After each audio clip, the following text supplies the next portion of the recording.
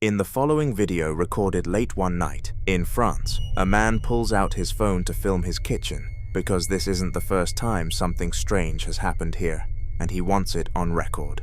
Speaking calmly in French, he points out a drawer that's already sitting open on its own, notes that his small black dog is hiding under the dining table, and confirms out loud that he's completely alone. Then he does something that takes either courage or desperation. He asks, directly, for whatever is there to show itself. Watch. Donc voilà, je refais une vidéo parce que il se passe encore des phénomènes, comme vous pouvez le voir. Il y a le tiroir qui s'est ouvert tout seul. Vous pouvez le constater, je suis tout seul. Il y a juste le chien qui est effrayé en dessous de la table. Sinon, je suis absolument tout seul.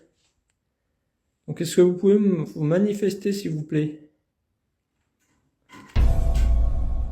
Ok. Est-ce que vous pouvez vous dire ce que... Oh putain, je calme. Je ne vous veux aucun mal. Oh, vache. Ok, je me casse. The upper cabinet door swings open on its own the moment he finishes asking, as if something actually heard him. Before he can even process it, two metal shakers are violently hurled from near the refrigerator and clatter hard across the linoleum floor. He manages a stunned, "Okay," starts to ask a follow-up question, and then a pepper grinder crashes off the dining table, followed immediately by an entire wooden chair being knocked backwards onto the floor. You can hear his voice go from measured to genuinely frightened in under 30 seconds. His dog never moved from under the table. What makes this so hard to dismiss is the sequence, not one random event, but 4 separate disturbances in under a minute, each one more forceful than the last. That kind of escalating pattern is what investigators often associate with poltergeist activity, a word that comes from German meaning noisy ghost, typically described not as a traditional spirit, but as a concentrated burst of energy capable of physically interacting with the environment. Some believe it attaches to people rather than places, which would explain why he mentions this isn't even his first video. Others think the moment he issued that invitation, asking it to manifest, he changed the nature of the interaction entirely. Whether that was brave or reckless, only he can say.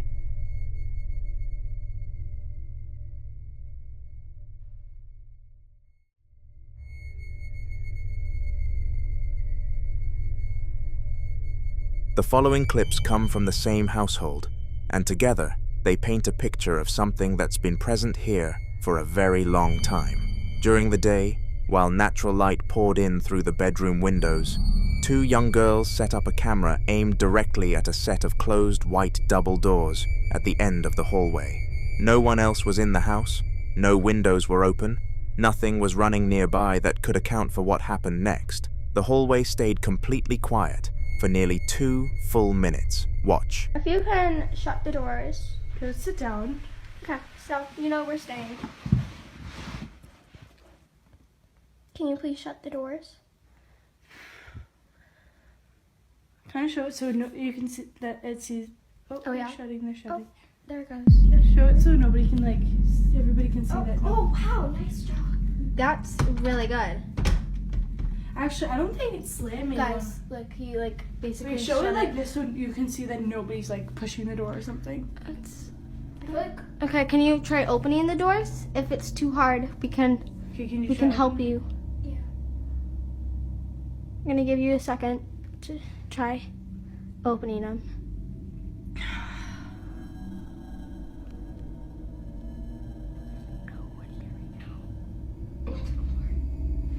Okay, so I'm gonna give it a little push right here. That's good. Now can you please open them? Or shut them. That might have been a little hard right there. They're a little open. And also I feel like they would stick together. That'd be hard to do it. Can you push it open? I smell really badly. I'm sweating so much. Me too. Me too. Let's shut it. Oh, awesome job. I feel like this will be easier to open. Wait, can you try opening it?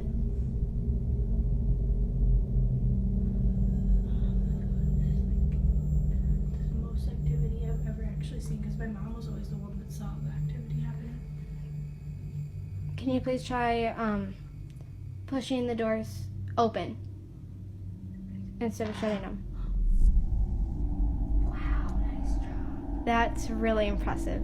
Oh, is it? Oh, no, okay. Wait. It's shutting them. Good job. Try keeping one open. Oh, nice job. Okay, guys, let's go downstairs. Okay, we're gonna head downstairs, okay?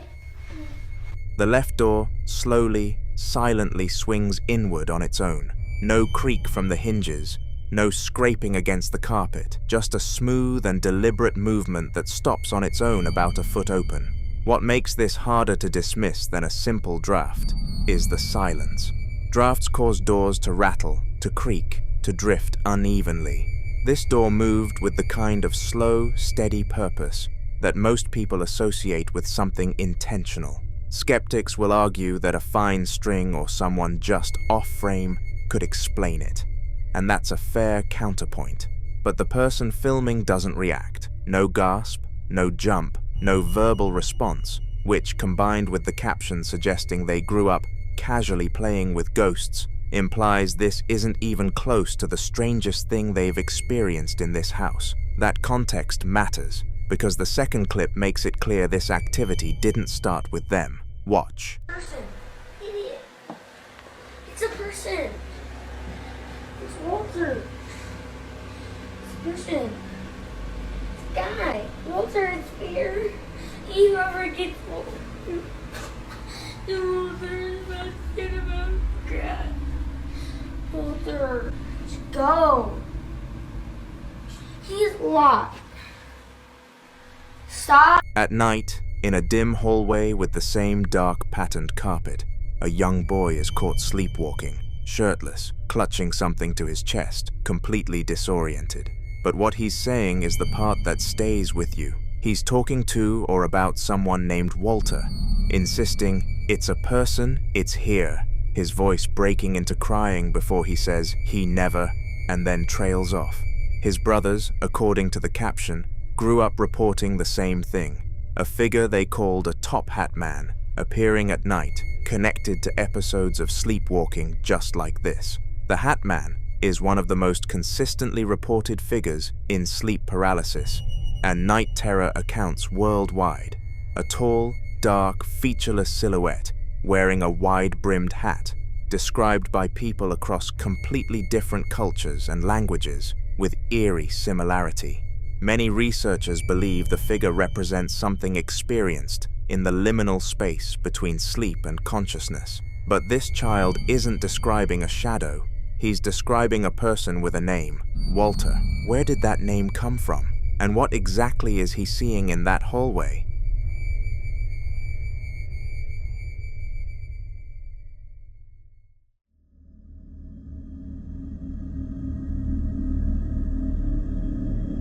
The following video was recorded by a home security camera set up inside what looks like a child's playroom. Toys, a little basketball hoop, posters on the wall, the kind of room that's supposed to feel safe. It's bath time, and a man in a blue t-shirt is moving around the room, doing the usual evening routine, completely unbothered. He steps toward the hallway, comes back, bends down behind the door, and that's when something happens in the space he can no longer see. Watch. It's bath time. Woo! It's nice and brisk in here.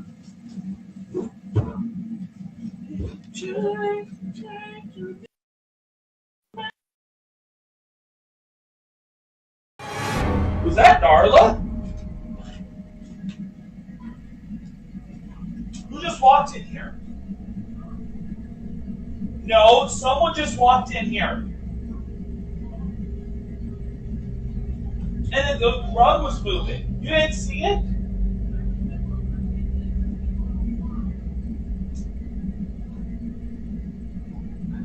No, I just saw someone walk in here. A dark, low shape darts across the hallway floor in under a second, moving so fast it barely registers. Now, what makes this harder to dismiss is that he caught it himself, in real time, before anyone reviewed the footage. Shadow people are often described as dark, humanoid forms that move with intent and vanish just as quickly as they appear. And some believe they're drawn to spaces with high emotional or domestic energy. So if you ask him what he saw, he already knows the answer. The camera just barely caught up.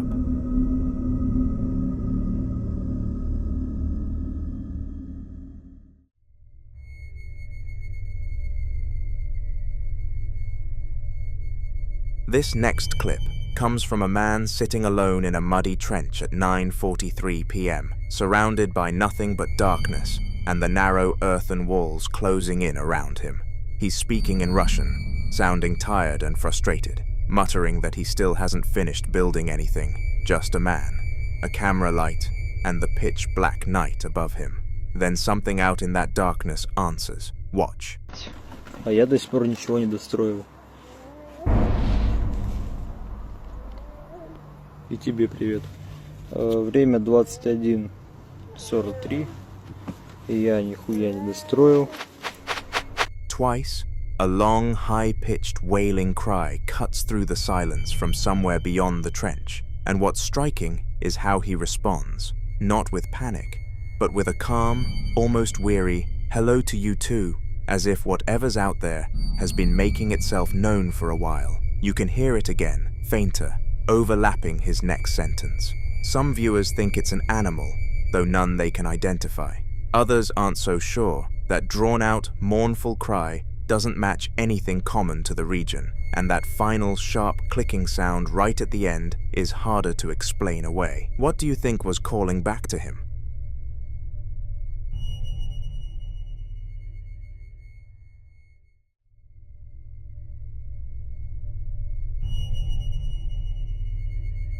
Now in this next clip, a man films himself inside what appears to be a basement crawl space, a narrow passage of cinder block walls, exposed wooden joists, and a dirt floor, barely wide enough to move through. He's down there alone, camera in hand, and within the first few seconds, it's already clear something is very wrong. His breathing is labored and strained, his voice drops to a panicked whisper, and at one point he says, clearly terrified, "I should not have come down here." Something at the far end of that passage has his full attention. Watch. Fuck. Shit. I should not have come down here. Fuck. What the?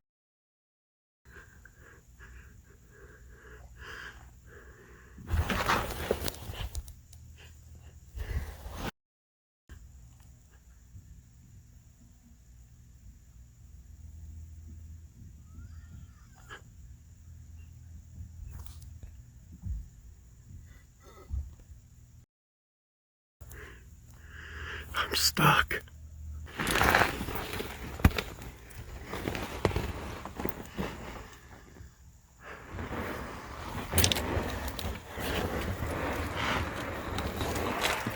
I'm not trying to get out of here.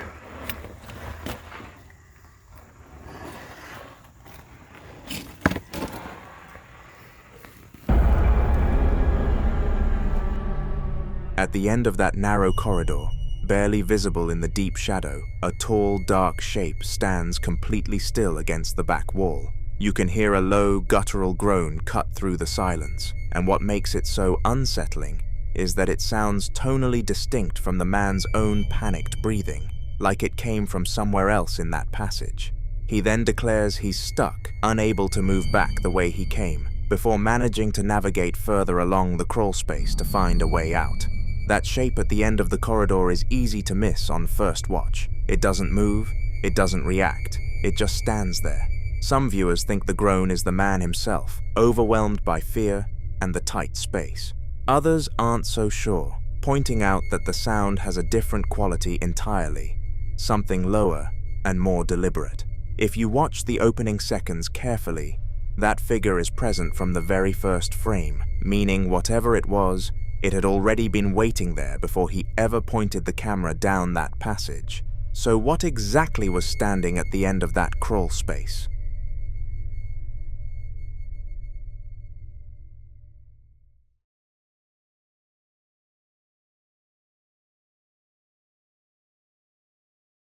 The following video was put together by a man who says his home has been active for a while now, and to prove it, he compiled a few incidents together, including one that he claims has been circulating online already. The footage was recorded at night, inside what appears to be a lived-in home decorated for Christmas, and from the very first seconds, something feels off. Watch.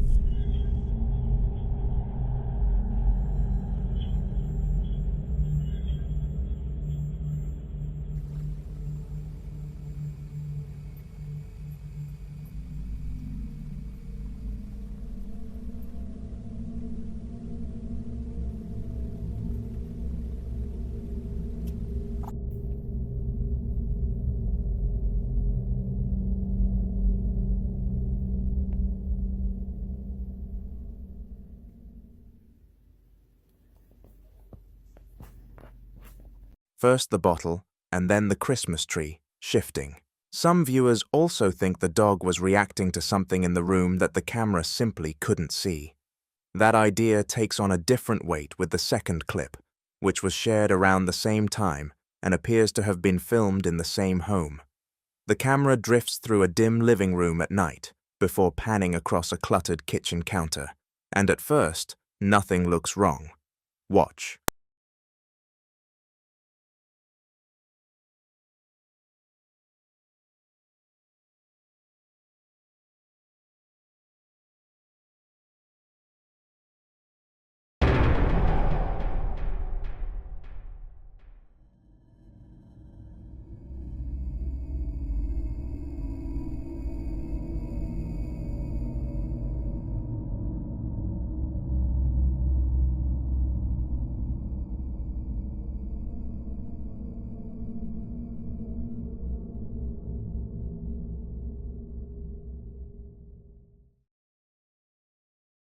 If you look closely, the magnet moved, but some viewers also mentioned that they saw a pale, semi-transparent face slowly materialize before it fades as the camera angle shifts. Some believe this is a case of pareidolia, the brain finding a face in random shadows and textures, but others aren't so easily convinced, especially because it's not so clear and easy to see.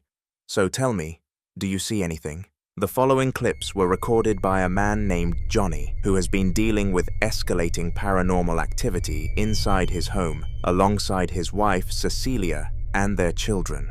And what started as something unsettling quickly became one of the most terrifying documented cases of vocal mimicry caught on camera. The first clip begins at night, with Johnny in a clear state of panic, moving fast through the house before rushing to unlock the front door with his keys. Watch.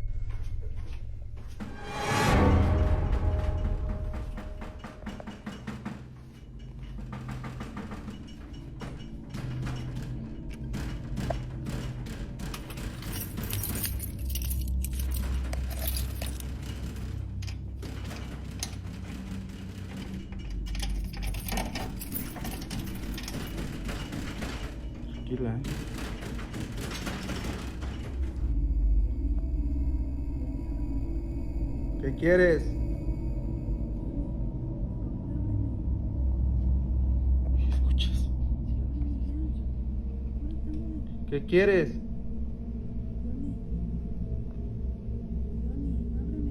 No te voy a abrir. No te voy a abrir. Calma, niña. Tranquila, mami. No te voy a abrir. Vete. Oye, no manches, ¿viste? Vete. Esto es impresionante. Lárgate, lárgate de aquí. No te voy a abrir, lárgate. Lárgate. Tú no perteneces aquí. Vete.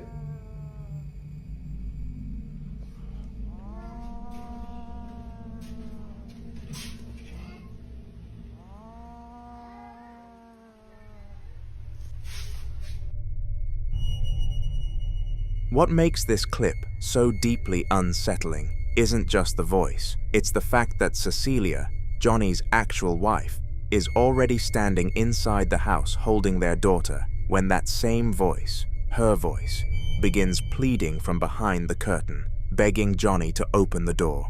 He refuses, and when the voice shifts, dropping from a convincing human imitation into a deep, guttural, monstrous groan after he commands it to leave, that transformation is what catches people. Many believe this is a textbook example of what various Latin American and indigenous traditions describe as a nagual, or a shape-shifting spirit, an entity capable of borrowing a person's voice, their face, even their entire identity, specifically to gain access to a home or family. Others point to a more modern framework, the doppelganger phenomenon, where a malevolent double of a living person is believed to appear as a warning or an omen. Skeptics argue the voice could be a neighbor or someone outside pulling a prank, but that explanation doesn't hold up well against the vocal transformation at the end. That sound isn't something a person does. The activity didn't stop there. Later that same night, the family barricaded themselves in the children's bedroom, and what Cecilia told Johnny in the chaos tells you everything. It's getting stronger every time. Listen closely. No manches, Johnny. Otra vez eso, papi. Sí. Tranquila, mami, tranquila, no pasa nada. Pero es que es mi voz.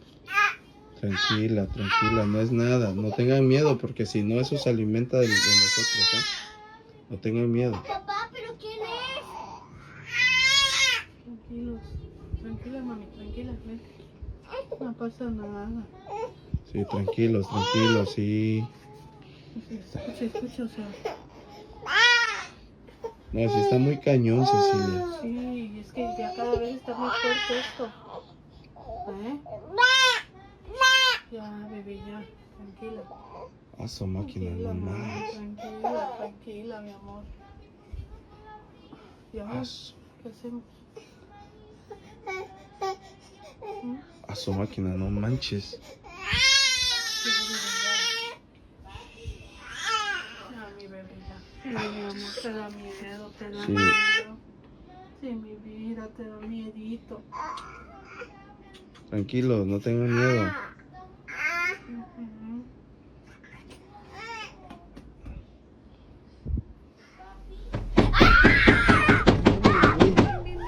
No manches, tranquilos. No, mami, no pasa nada, tranquila. No manches, güey. Espérense aquí, tranquilos.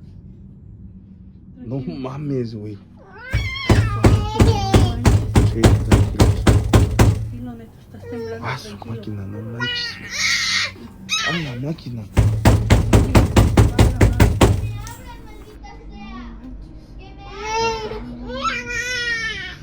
Yo creo que me voy con mi mamá yo. Sí, hay que vernos. The banging that erupts on that door is violent. Not a knock, not a rattle, but something trying to break through, and then comes the voice, low and demonic, screaming for them to open up.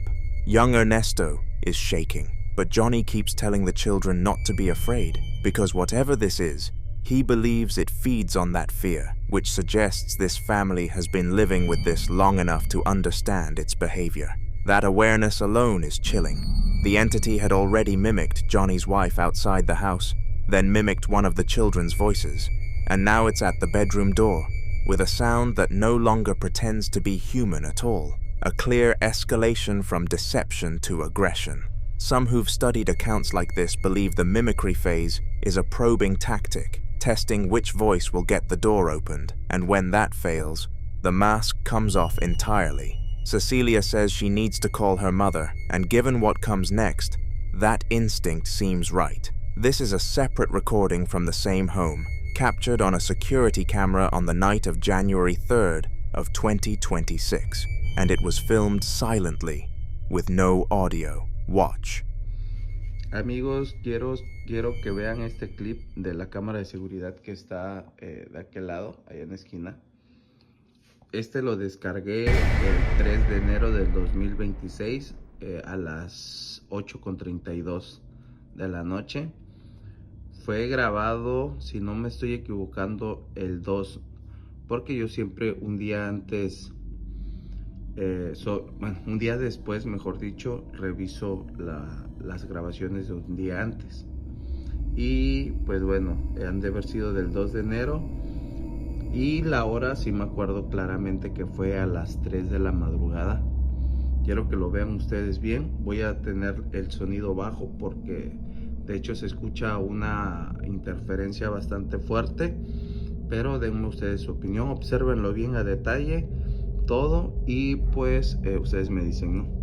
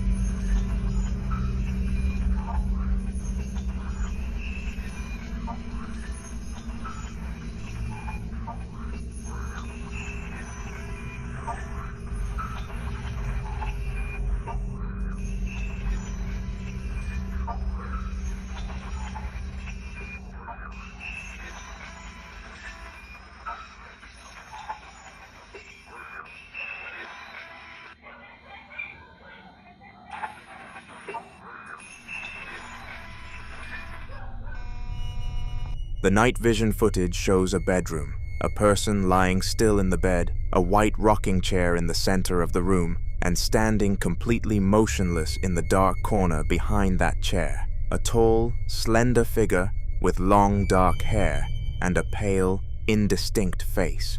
Then the chair begins to rock on its own, slow and rhythmic, while the figure stays where it was. The figure. Most paranormal explanations for a rocking chair focus on presence and energy, the idea that something unseen is sitting there, occupying a space. But this figure is visible. It's standing right there, and it still isn't the one causing the movement. Some viewers think the figure is a shadow person, a term used in paranormal communities to describe dark, humanoid forms often reported standing in corners or doorways, most commonly at night. Others, given the long hair and pale face, gravitate toward a different kind of presence entirely, one tied to the same family of entities described in Latin American folklore as La Llorona, or a similar wandering spirit drawn to homes with children. The digital distortion that pulses across the screen as the chair rocks has divided people too. Some call it interference caused by paranormal energy. Others call it evidence of editing. What you can't argue away as easily is the combination, a figure that was already there before the chair moved, watching, waiting, while the family slept. And when you place that footage alongside what happened with the voice mimicry and the violence at the bedroom door, the picture that forms is of something that's been in this house for a long time, patient, deliberate, and not done yet.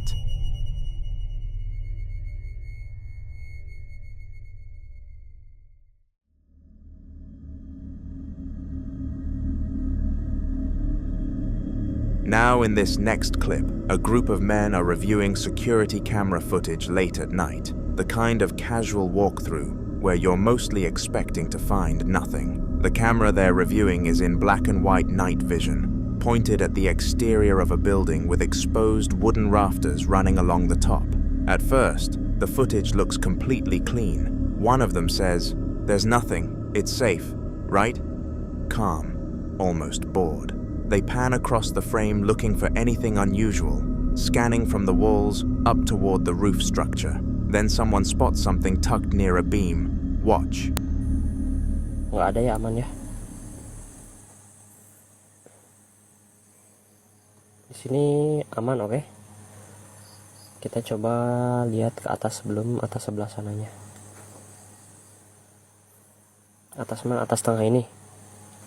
Bebas. Terserah kalian guys, mau pilih yang mana? Tuh kan nggak ada.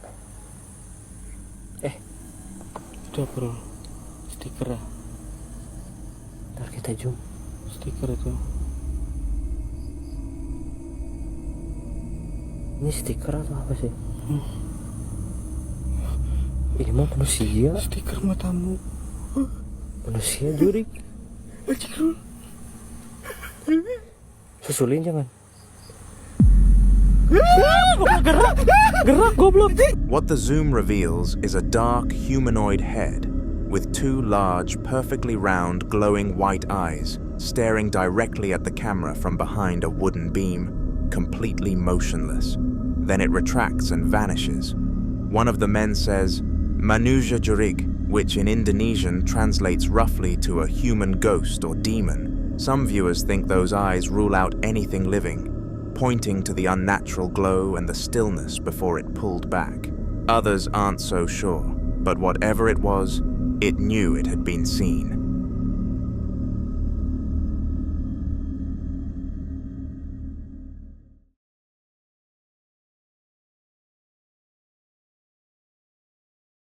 Now in this next clip, a woman is alone in a massive stone cathedral in Norway at 2:30 in the morning, sitting at a large pipe organ and filming herself practicing, something she says she does regularly and usually without fear. But tonight is different. Shortly after she starts recording, she catches something on audio that stops her cold. Watch.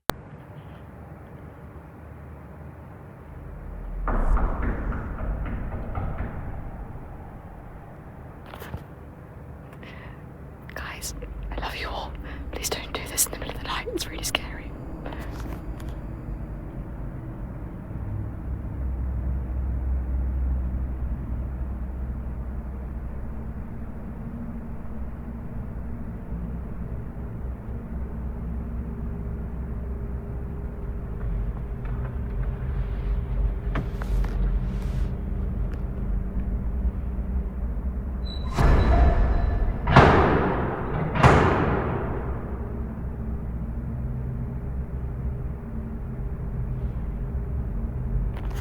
It's 2:30 in the morning and someone's trying to get in, and it is...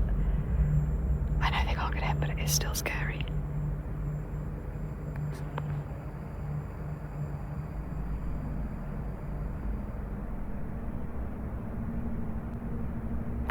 I basically just sit here in silence until I feel like they've probably gone.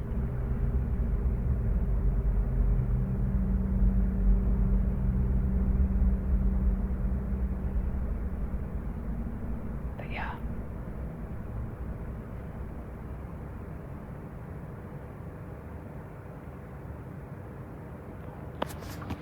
First, 3 muffled thuds echo through the empty nave, distant, rhythmic, like someone knocking on a heavy door deep inside the building. Then, less than 30 seconds later, the sounds escalate dramatically. A violent metallic rattling followed by 3 loud, forceful bangs, as if something is throwing itself against the door from the other side. What makes this harder to dismiss is the setting itself. Norway's Gothic cathedrals carry centuries of history, and Akershus Fortress in Oslo is known for reports of whispers and unexplained sounds moving through its stone corridors at night. Whether whatever was outside that door was human or something else entirely, she never found out. You decide.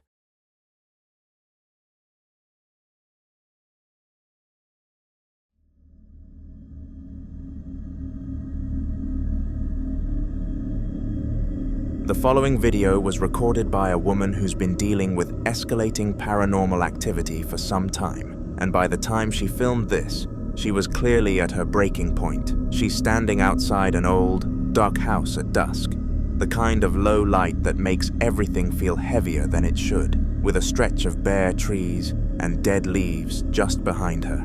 According to her own account, she'd been terrified every single night, and someone had given her a specific piece of advice: return the camera she found back to the exact spot in the woods where she discovered it. She's not confident it'll work. She admits she doesn't have anything else to try. Watch. So I've been getting a lot of recommendations to bring the camera back, right back to where I found it. Roughly right over there.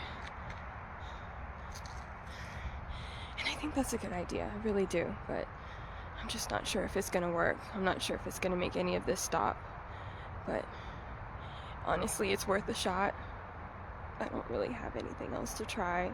I'm getting scared still every single night, and I just don't know what to do, honestly. So I'm really hoping that this is the thing that's really gonna make it stop. I don't really know. While she was talking, the curtain moved, like someone was watching her. What makes her account so unsettling isn't just the fear on her face, it's the implication underneath it all. She found a camera somewhere in those woods, and ever since, something has been happening to her at night. Some viewers think the returned object theory she's following aligns with a belief found in various folk traditions that certain objects can act as anchors for a presence, binding it to whoever carries the object away from its original location. The next day, she decided to check inside the old house to see if anyone was there. Watch.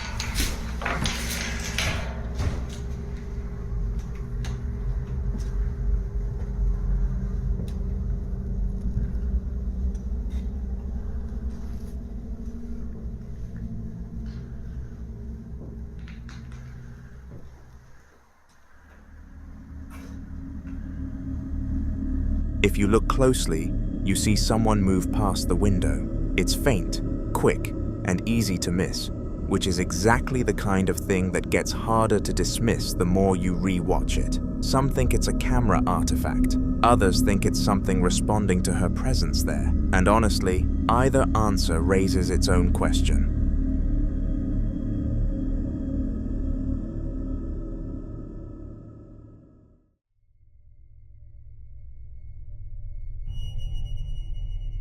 This next video was recorded by a man alone in his home at nighttime, after he heard the sound of glass breaking somewhere below him, a sound that pulled him out of whatever he was doing and sent him straight toward the basement with a night vision camera in hand. The hallway he moves through is cluttered and narrow, stacked with boxes and picture frames, the kind of space that already feels uneasy before anything happens. Watch. Heard glass break. There's nothing down there but my windows to break.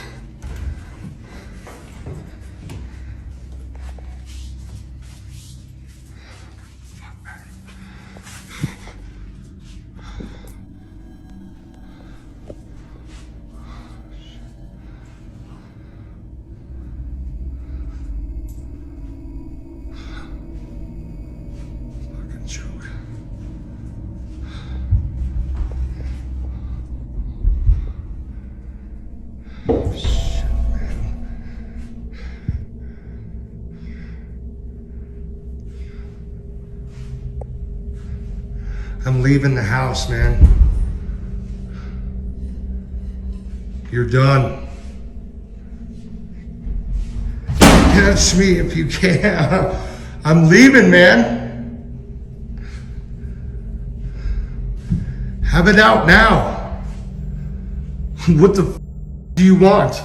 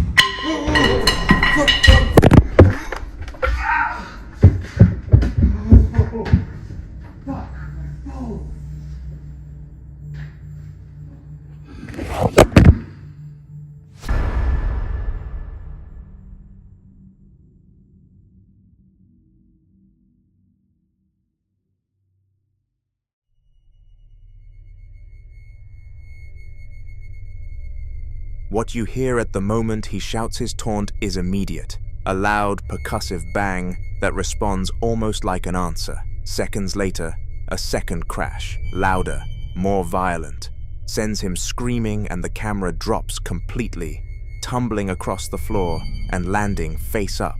It's the final still frame that stops most viewers cold, a grainy, brightened image of a wall corner where a distinct, dark, humanoid shadow figure is standing.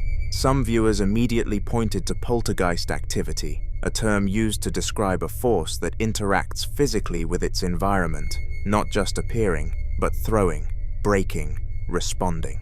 Others think the escalating pattern, auditory first, then physical contact, mirrors what parapsychologists describe as an intelligent haunting, something that doesn't just make noise but reacts directly to provocation. He taunted it, it answered, and I honestly can't think of a more unsettling question to sit with than this. What exactly answered back? The following clip dates back to June 28, 2013, when a man was at home in Arlington, Virginia, during a powerful storm. With nothing else to do, he picked up his iPhone and began recording the storm from his apartment window, capturing 3 short clips simply to pass the time, with no expectation that anything unusual would come from it.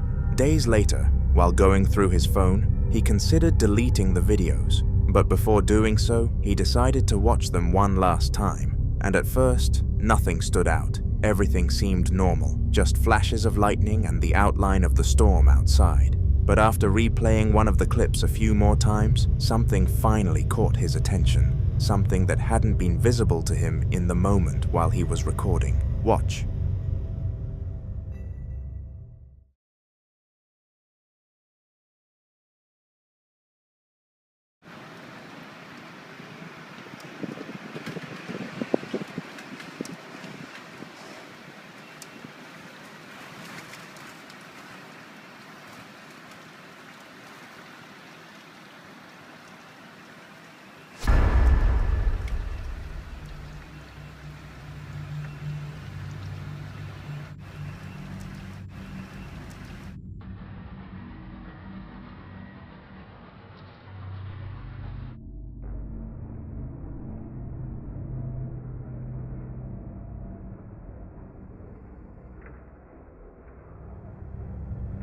For a brief moment, the faint figure of what appears to be a girl, or possibly a woman, can be seen standing near the window.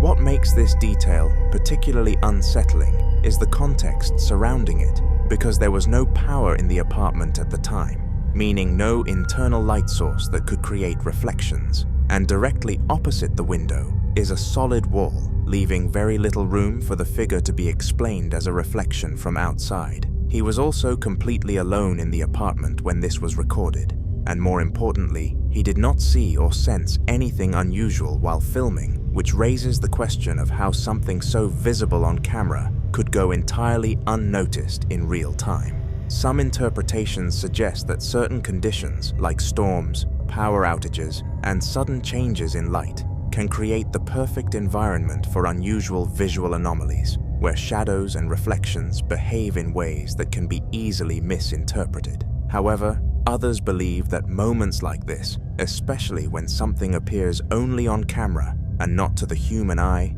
may point to something that exists outside normal perception, only becoming visible under very specific circumstances. Whatever was captured in that clip remains unexplained, and without further evidence or updates, this incident continues to linger as one of those recordings where something is clearly there, but what it actually is has yet to be determined.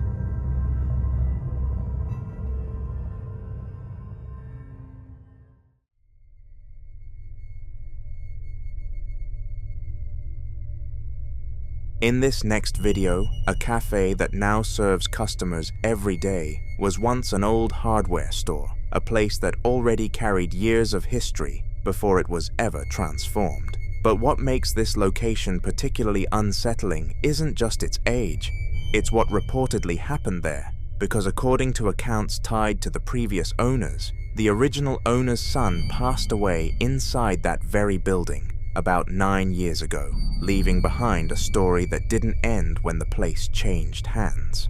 The new owners began noticing something strange not long after moving in, because every afternoon at exactly 3 p.m., long after the cafe had closed and everyone had left, they would hear distinct footsteps moving through the space, slow, steady, and consistent, as though someone was walking through the cafe during hours when it should have been completely empty.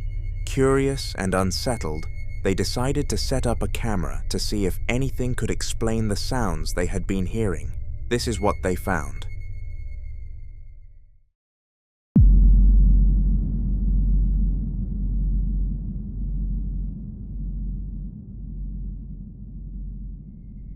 If you look closely, something in the frame appears to move, subtle enough to miss at first, but clear enough on replay to suggest that whatever is moving is not part of the normal stillness of the room. In other recordings, they captured additional activity inside the cafe. Watch.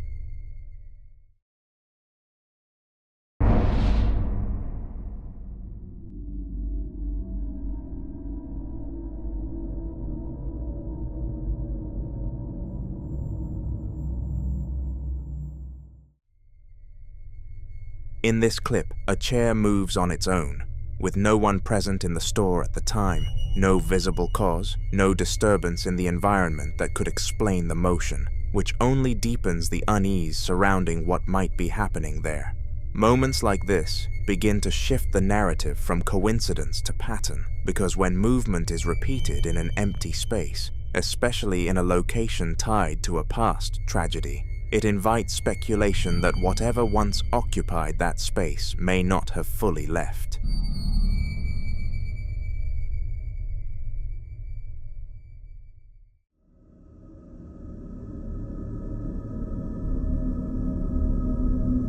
Now in this next video, a man named Troy begins documenting a series of disturbing events happening inside his home, and from the very beginning, there's a clear pattern to it all. Because whatever is present doesn't simply move things randomly. It almost feels like something is attempting to rearrange the space to its own preference, only for it to come off as chaotic and destructive, leaving rooms in disarray as though an unseen presence is constantly interfering with the natural order of the house. Drawers are left open, objects are shifted out of place, and furniture appears slightly repositioned between moments, not in a way that feels accidental, but in a way that suggests intention, as though something is actively interacting with the environment and reshaping it, even if imperfectly. Watch this. It's getting more intense.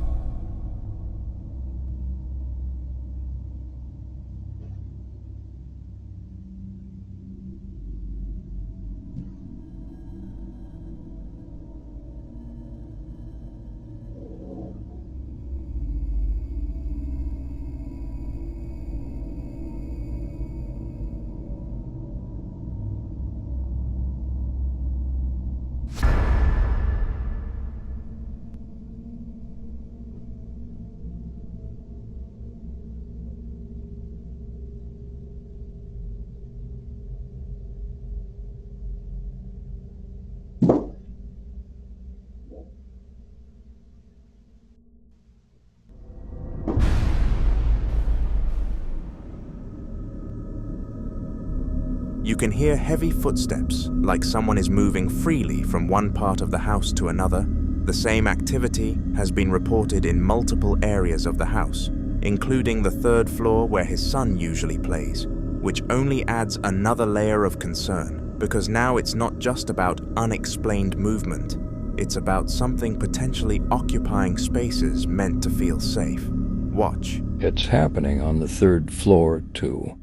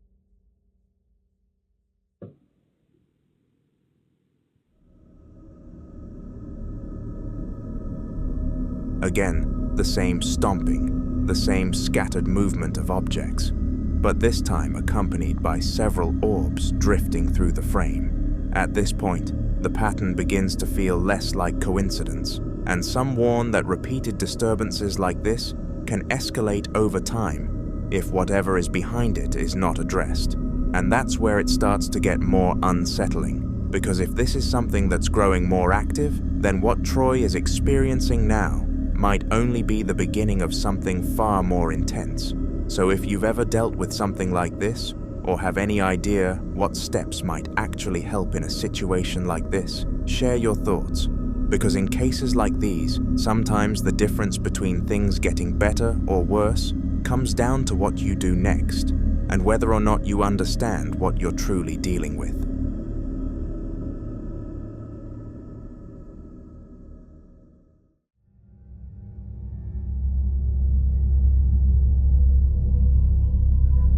In this next video, two sisters are home alone inside their bedroom when their house alarm suddenly goes off. I'm recording. Wait. So loud. Do you hear that? Can you check the security footage? Oh my god. The security app shows the front door wide open, as if someone has just walked in. Naturally, they assume it's a break-in, but when they replay the exact moment the door opens, there's no one there. To make things worse, a police siren can be heard outside around the same time, adding to the panic. But that was not all that happened. What is it?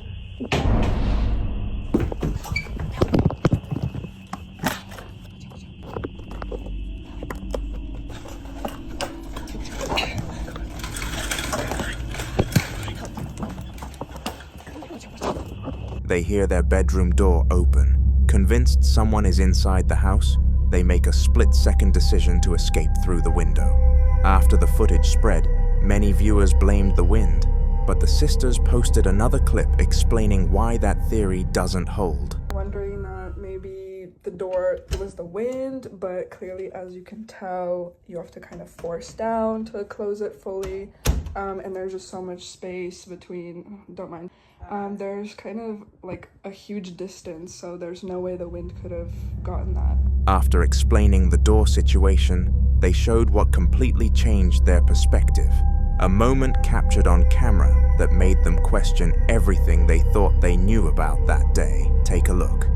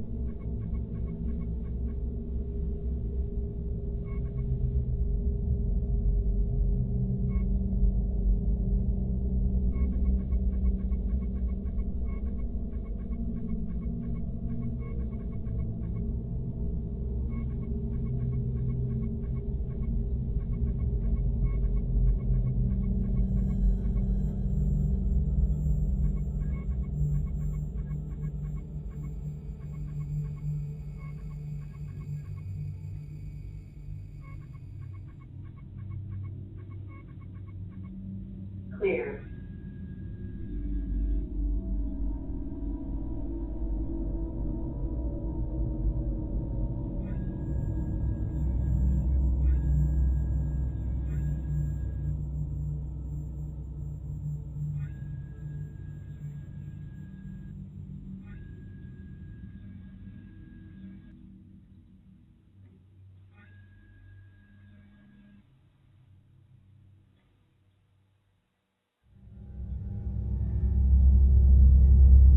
A small, shadowy figure dashes past the camera. It moves incredibly fast, too fast to clearly define. There are no visible features, no clear arms, legs, or face, just a dark mass that crosses the frame and disappears.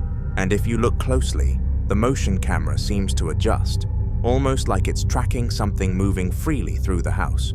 The sisters say this is a new build, not an old property with some long-forgotten history. So the typical house history explanation wasn't even on their radar. But the sequence is what unsettles them most. The front door opening first, then the bedroom door, then the shadow figure appearing inside. They believe something forced its way in, and that raises an earlier question.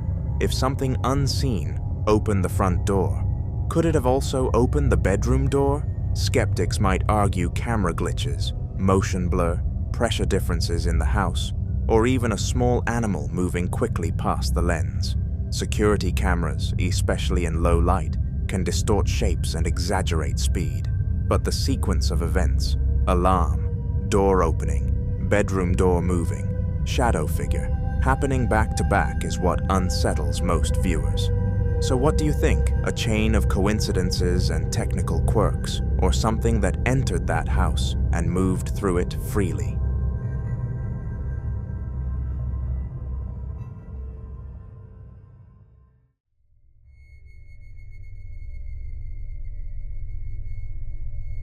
The following clip was captured during a paranormal investigation in San Antonio, Texas, on December 11th, 2016, inside a location that investigators had already described as deeply unsettling long before this footage was recorded, with reports of cold spots forming without warning, faint whispers heard in empty rooms, and an overwhelming feeling of being watched that seemed to follow anyone who stepped too far inside, especially in the darker sections of the building where the air felt heavier and the silence never quite stayed silent.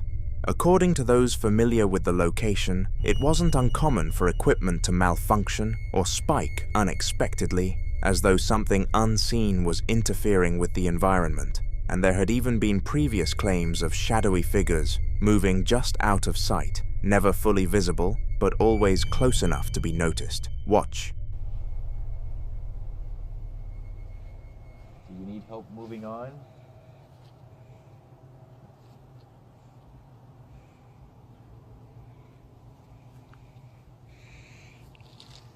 Alright, so let's play this shit back. Let's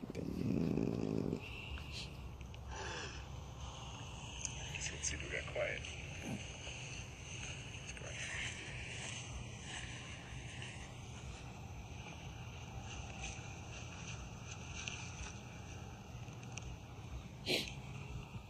Is there anyone here right now?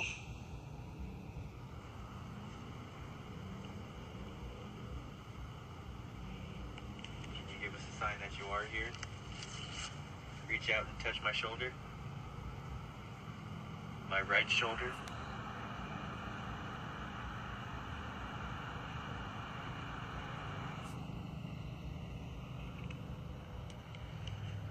Give my jacket a quick tug. If anyone's here, could you please state your name?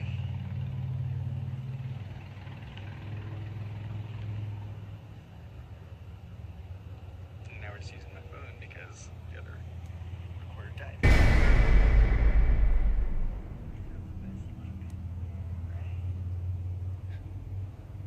Whoa, that was weird. I think. What? I think I panned over here and it looked like, What appears in the footage is difficult to dismiss because a white mass suddenly darts from left to right with a speed that doesn't quite match anything physical in the space before it seems to shift direction and reach toward the investigator, a movement that feels almost reactive rather than random. The way it moves has led many to believe this isn't simply dust or camera interference, but a ghost, especially because of its shape, its direction, and the timing of its appearance. Moments like this tend to blur the line between explanation and speculation, because while there are always attempts to rationalize what's seen, the behavior of whatever appears in this clip doesn't settle easily into a clear or comfortable answer, leaving behind a moment that continues to raise more questions than it resolves. And for now, whatever was captured in that investigation remains a mystery. The following video was captured by a man who had already grown used to being woken up in the middle of the night by things he couldn't explain, to the point where it had become a routine, something he no longer questioned immediately, but instead documented, almost as if he knew that whatever was happening would eventually show itself on camera.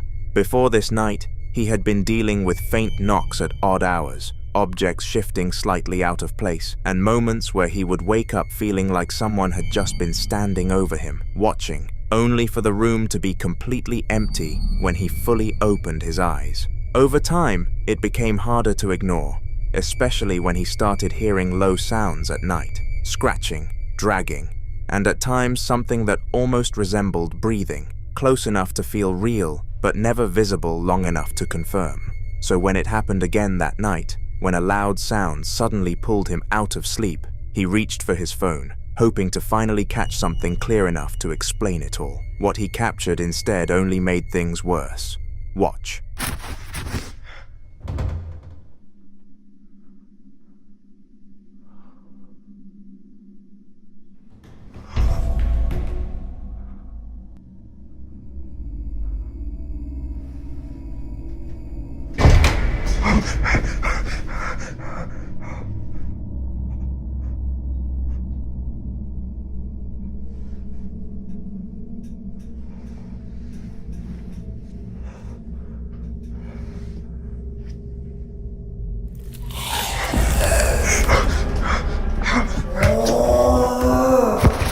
The door creaks open first, slow and deliberate, with no one near it. Then a small black creature lunges onto the bed directly at him, letting out a shriek that doesn't sound like anything domestic, followed by a deep growl. Many would immediately label something like this as a demonic presence, and in many reported cases, it's said that when something like this begins to feel comfortable within a space, when it's no longer hiding or limiting itself to small signs, it can escalate even further, sometimes attempting to influence or even possess the person living there.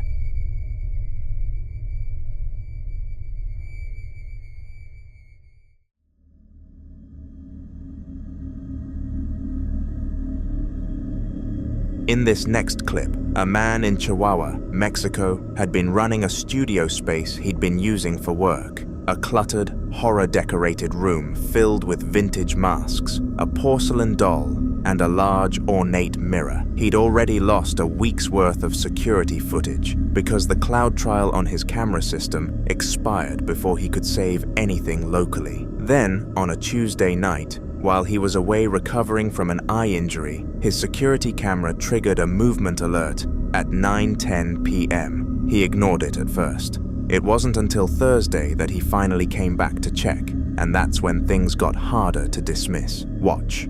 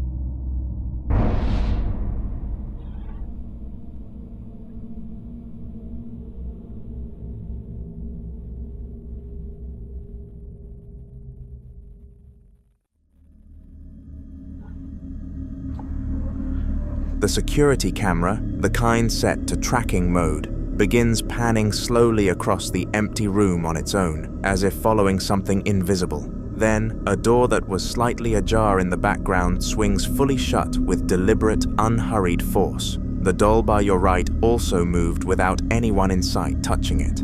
When the man arrives with his handheld camera that same night, he walks to a corner of the floor near the desk, a floor he says he'd left spotless, and points the light downward. Have a look. Fijé un poco. Yo había dejado limpio. Y hay unas huellas ahí. Esos días hizo bastante frío, hizo mucho frío. Bueno, para que alguien anduviera descalzo, lo dudo mucho. Para la gente de aquí de Chihuahua sabe que no se puede andar uno descalzo en de la calle. Y luego, miren, yo calzo del 9.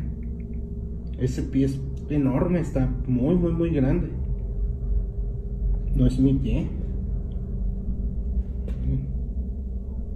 O sea, la verdad sí está muy, muy grande el pie. Le digo, oí pasos. A large, dirty, barefoot print on the floor.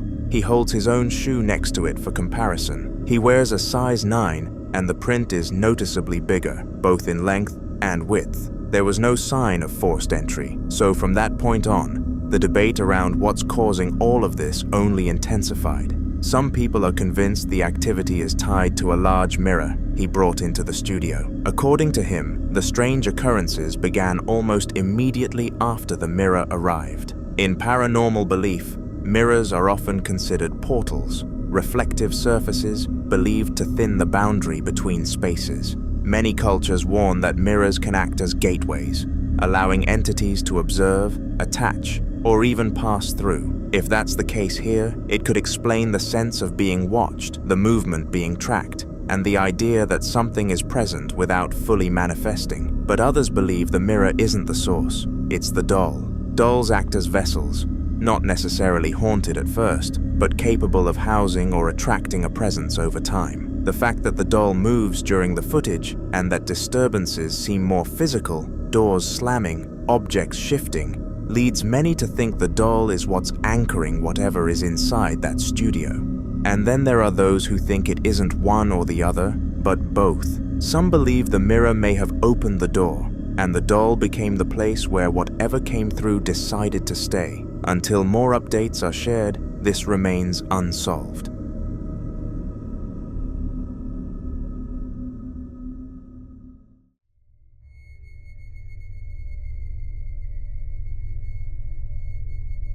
Now in this next clip, a couple decides to do something many people would strongly advise against. Sitting together in a darkened room, candles flickering around them as they place their hands on a Ouija board and ask whatever might be listening to make itself known. Watch. Before this moment, they had already experienced strange activity in their old apartment, which was located right next to a hospital, a detail that, for many people, immediately raises questions, because places like that are often associated with intense emotional energy, loss, and unresolved moments that some believe can linger. They reported hearing unexplained sounds, feeling watched, and noticing subtle disturbances they couldn't explain, which led them to wonder if something might have attached itself to them. So when they moved into their new place, instead of leaving it behind, they made a decision that would change everything, using the Ouija board to find out if whatever they had experienced before had followed them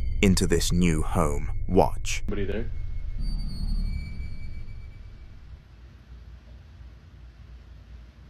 Is anybody there?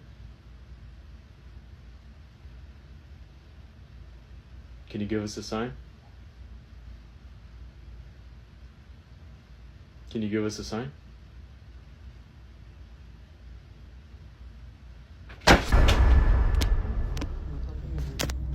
God. Oh my God. There's no way. There's no way. Dude, there's nobody in here. There's nobody in here. What is going on? Oh. Some viewers believe this confirms their fear, that something from their old apartment may have stayed with them, something that didn't leave when they moved. But others argue something far more unsettling, that it wasn't about something following them at all, but about what they may have invited in at that exact moment by choosing to use the board. And that's where the situation takes a more serious turn. Because people familiar with how these sessions are traditionally handled were quick to point out a critical mistake, something that might seem small but carries heavy implications in paranormal belief. The fact that they removed their hands from the planchette without properly closing the session or saying goodbye. According to those beliefs, that final step isn't optional. It's meant to close whatever line of communication has been opened by skipping it. Many believe they didn't just stop the session, they left it unfinished, leaving what some describe as an open doorway, something that doesn't simply close on its own. On another day, they decided to do it again. Is anybody there?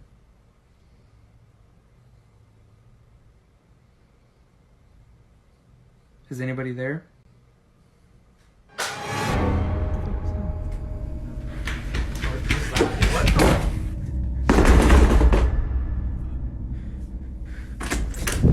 No. Jacob, we have to get out. We have to get out. Moments like this are often used as examples when people talk about the risks tied to using a Ouija board, not because of what is guaranteed to happen, but because of what can happen when boundaries aren't understood or respected. The idea isn't just that something might respond, but that once that line is opened, it may not always be clear what exactly is responding, or whether it intends to leave when you're done. And that's the part many people overlook, because it's not always about whether something followed them from before. Sometimes it's about what they may have invited in, without fully understanding how to send it back.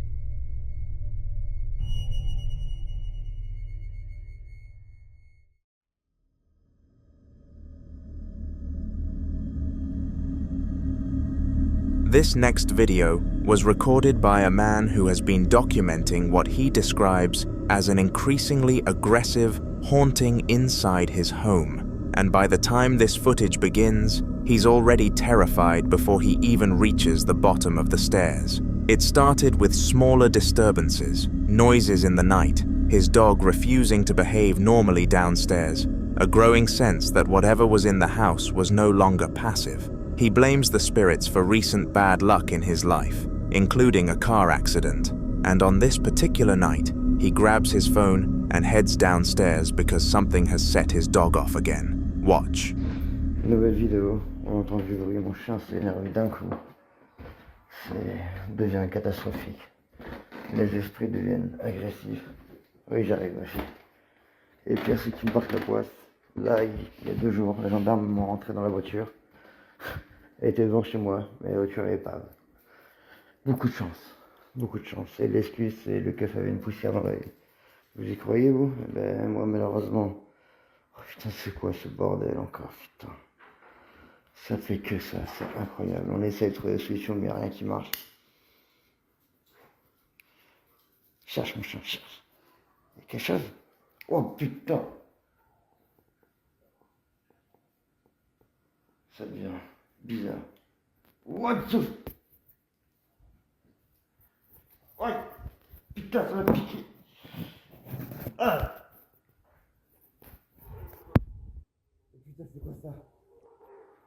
Mais c'est quoi ce délire? C'est quoi ce délire, putain de merde? Oh là là.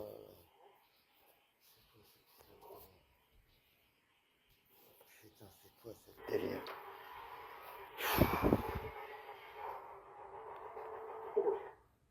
Putain de merde. Ça devient n'importe quoi ce baraque. Si vous avez des idées, des conseils. Ah, des idées, des conseils, je suis preneur. Honnêtement, ça... Oh putain, c'était quoi ça? Oh fuck off. Oh sa mère. C'était quoi ça, putain? C'était quoi cette merde? Fille. Ah, putain. Ah, fille. Qu'est-ce qui t'arrive? Non. Non. Mais non. C'est quoi ce délire? Mais c'est quoi ce délire, putain de ça? C'est quoi ce voix de sa mère? Putain. Sa mère. He claims to feel fingers pressing along his spine, then shouts out in pain as the camera lurches violently, as if something struck him. Then it got worse.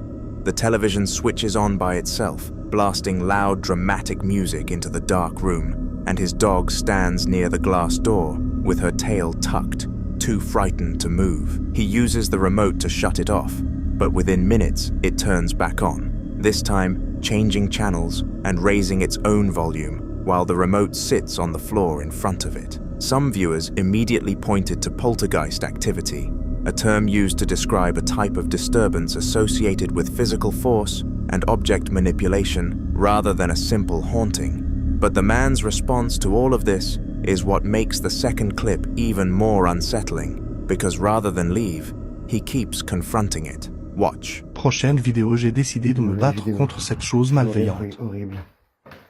Ça fait un moment que j'ai pas fait vidéo, mais là ça empire. De jour en jour. Des marques, des griffes.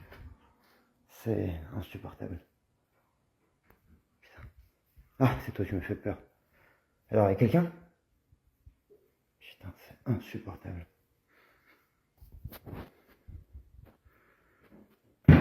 Putain. Putain, c'est quoi cette merde encore? Non, mais c'est pas possible. He descends the same staircase again, speaking in a tense, hushed voice, saying things are getting worse day by day. Marks, scratches, unbearable. His dog startles him in the dark. Then a loud bang erupts from somewhere off camera. The camera whips sideways, and from inside a closed toy chest, a child's musical melody begins playing on its own. He opens the lid. The music cuts off the moment he slams it shut. For some viewers, a toy activating inside a sealed chest with no one near it lands differently than anything electronic. It feels deliberate, like something announcing itself. And if that's true, the question isn't whether it's still down there, it's whether it ever planned to stop.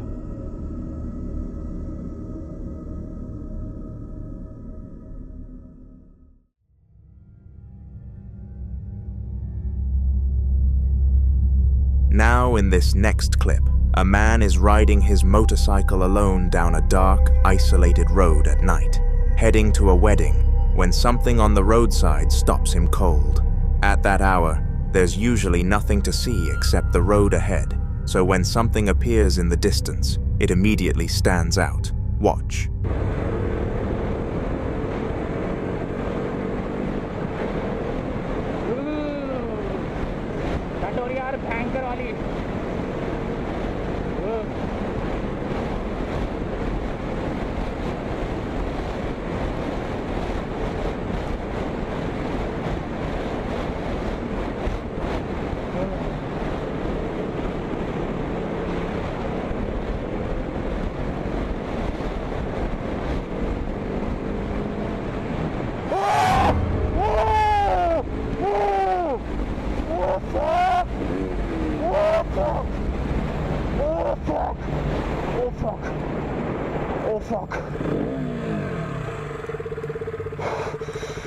Fuck, man.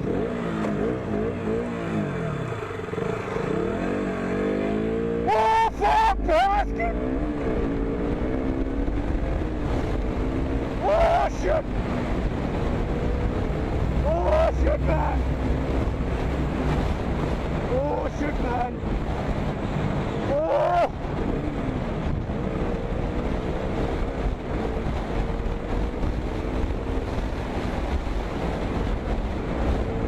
As his headlight stretches forward, it catches the outline of a figure walking along the road, tall, pale, and unnaturally still in the way it carries itself, not reacting to the approaching motorcycle, not stepping aside, just continuing forward, like it doesn't even acknowledge him being there. And that's where it starts to feel wrong. Some viewers believe what he encountered could have been a ghost, the kind often described in roadside sightings, figures that appear briefly, usually at night, sometimes tied to past accidents or tragedies, known to show up without warning and disappear just as quickly, leaving the person who saw them questioning what they just experienced. So if you were riding down that same road, alone, and that figure appeared in your headlights, would you slow down and try to understand what you're looking at? Or would you keep going and not look back?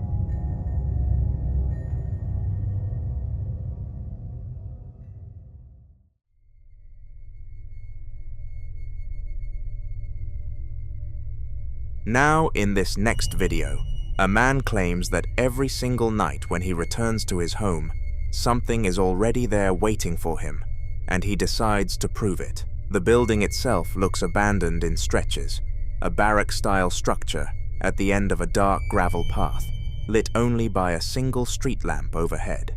One night, he hears footsteps like someone running around the house, shortly after this happens.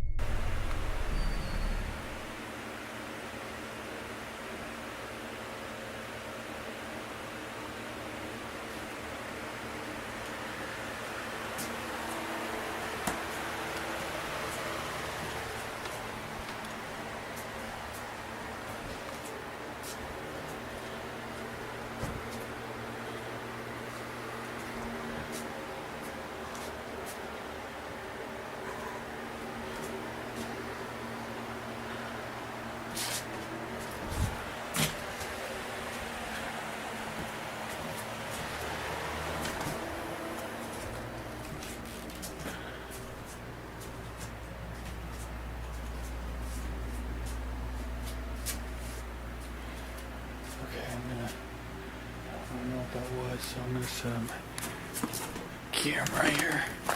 I can watch down the hallway.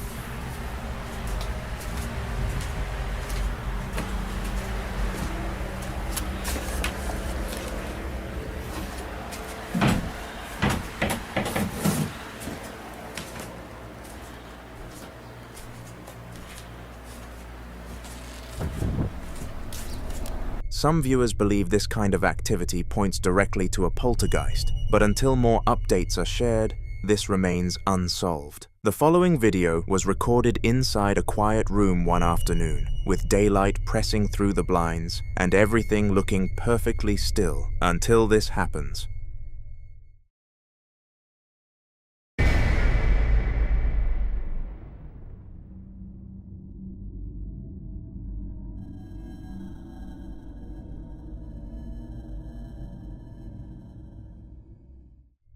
The small knob on that cabinet jiggles, briefly, sharply, like something tried to pull it open. According to the owner, this occurred shortly after purchasing an antique mirror from an estate sale and bringing it into the home. The mirror had originally come from an old property clearance, with no known history attached to it. In the days that followed, subtle disturbances were reported around the house, but nothing was captured on camera until this moment. Some viewers suggest a simple explanation: settling wood, internal pressure in the cabinet, or a hidden mechanism like a loose string or latch reacting off-camera. But others point out what makes the clip unsettling is not just the movement itself, but the absence of anything visible causing it. There is no one in frame, no interaction, No follow-through, just a single, isolated motion, and then stillness again. Moral of the story, as the owner later put it, be careful what you bring into your home from estate sales, garage sales, or thrift stores, because sometimes what seems like a simple object can come with more than just history attached to it.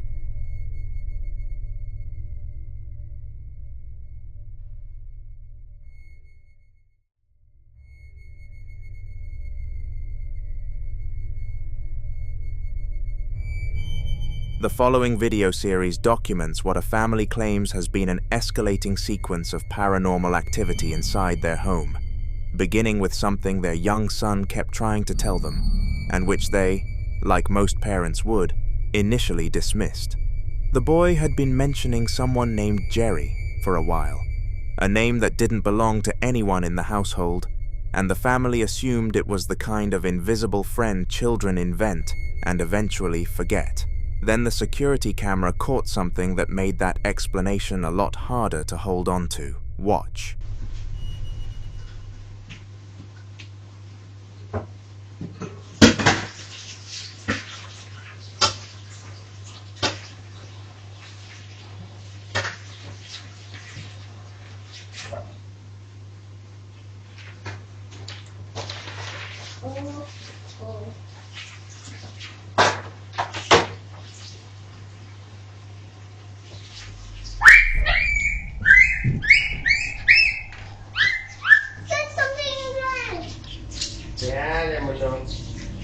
I don't see something.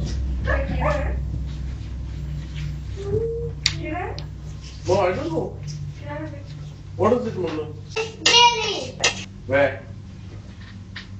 It's right here, next to the gun.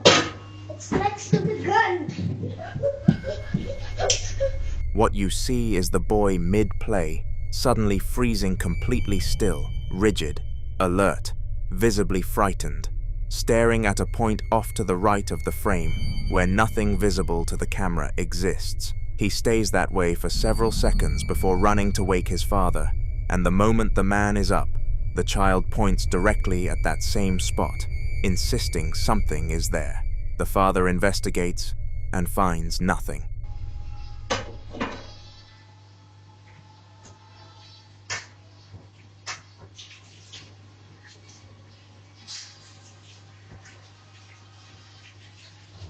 Green Goblin. The Venom.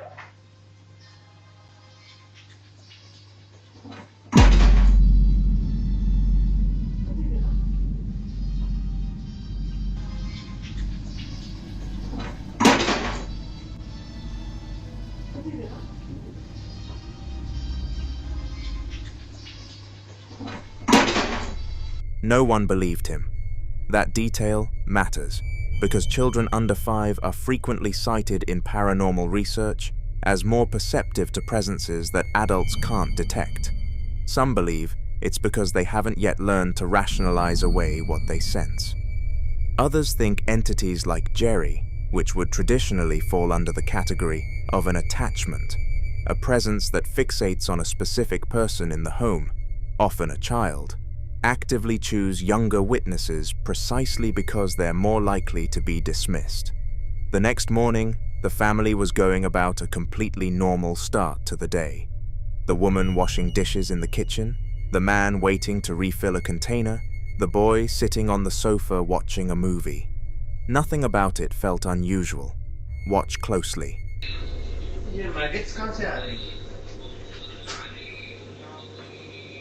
What? Maggots, houseflies के जो worms जो आते हैं ना, 2 हैं। इधर है ना?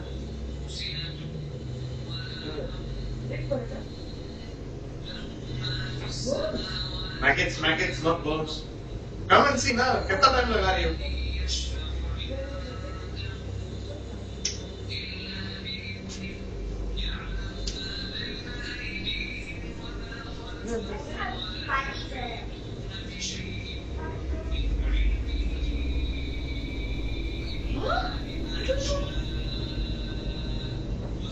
Take a minute, please. बाहर से आ रहे हैं।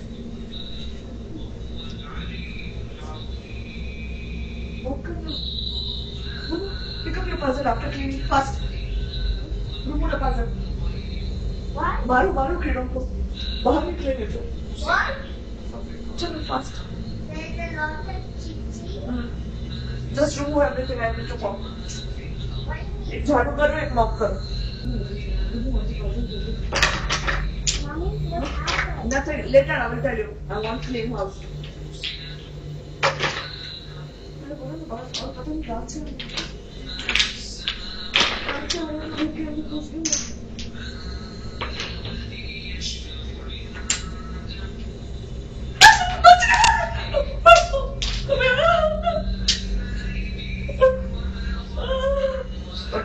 It's a maggot. Why are you scared?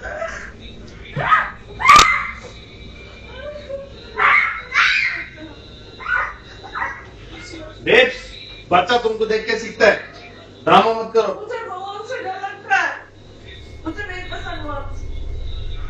A small blue toy on the floor rocks forward and then backward on its own with no one near it. The man is several feet away, and the movement has no obvious cause. It's brief, maybe 2 seconds, but it's distinct. Skeptics would point to vibration from footsteps or an uneven floor, and that's a reasonable argument on its own. But set against what the child had been reacting to the night before, a lot of viewers see this as confirmation that whatever was in that room wasn't done making itself known. Small object movements are one of the most commonly reported early signs of poltergeist-adjacent activity. Not the dramatic, furniture-flinging kind, but a quieter presence testing the space, learning the room. The family says they ignored this too. Things didn't stay quiet. Weeks later, after friends, both Christian and Muslim, suggested playing the Lord's Prayer and Ayatul Kursi to clear the apartment of whatever negative energy had taken hold, the family did exactly that.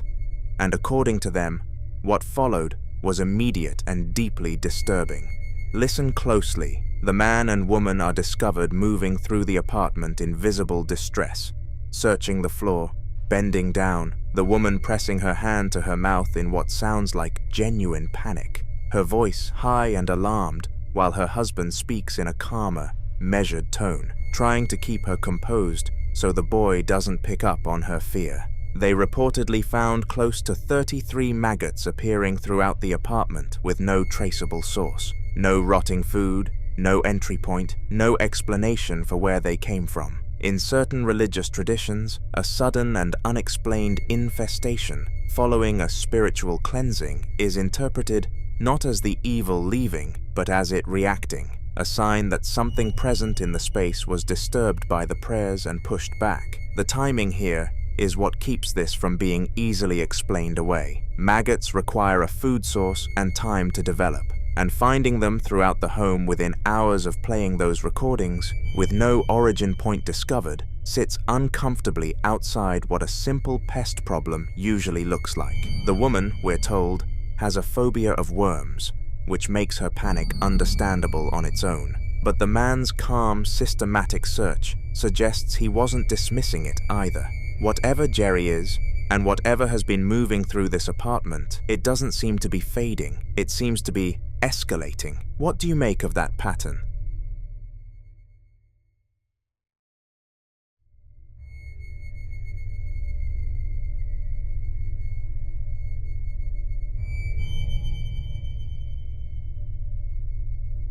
Now in this next clip, two young women are sitting together at a large wooden dining table late at night, candles lit, a handmade Ouija board laid out in front of them, just a piece of paper with letters written across it, and a small, dark object serving as the planchette. No names have been given, so we'll just call them the dark-haired woman and the blonde. They're speaking throughout in what sounds like Swedish or Norwegian. Their voice is calm at first, focused, asking questions with their fingers resting lightly on the planchette as it drifts slowly across the paper. Then something shifts. Watch.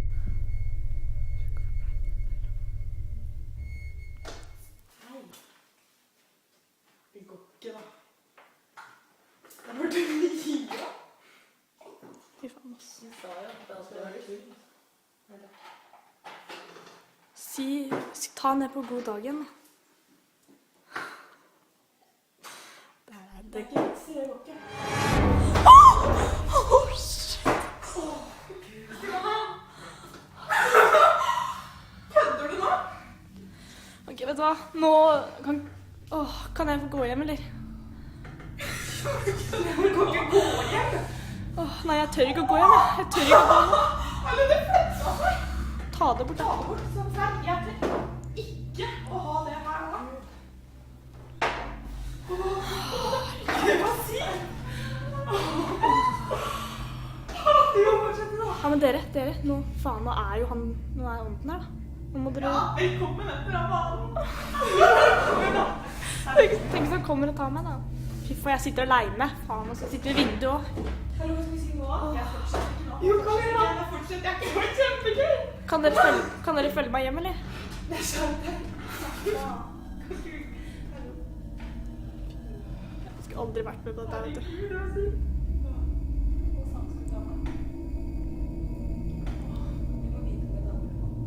Det kommer seriøst sånne lysglimt foran skjermen, altså.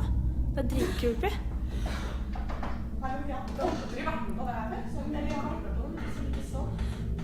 Nå trodde jeg døra åpnet seg.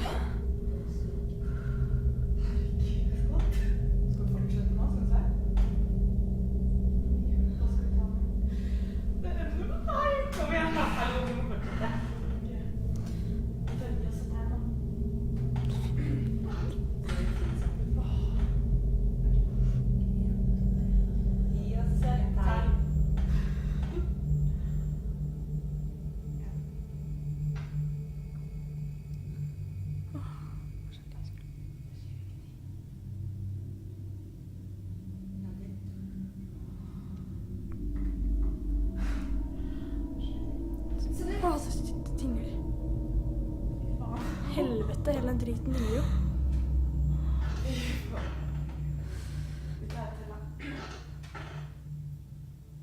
Sjekka.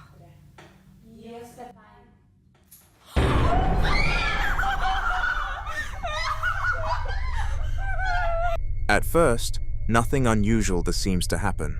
The movement slows, then stops completely. The women pause and laugh nervously, trying to dismiss the moment, before resetting their hands and placing their fingers back on the board to try again. Some believe that's where things begin to shift. Paranormal researchers who study Ouija activity often caution that participants are supposed to formally close a session before stopping, typically by saying a closing phrase such as "goodbye," to signal that communication has ended. Without that, some believe the session remains open, leaving continued interaction more unpredictable.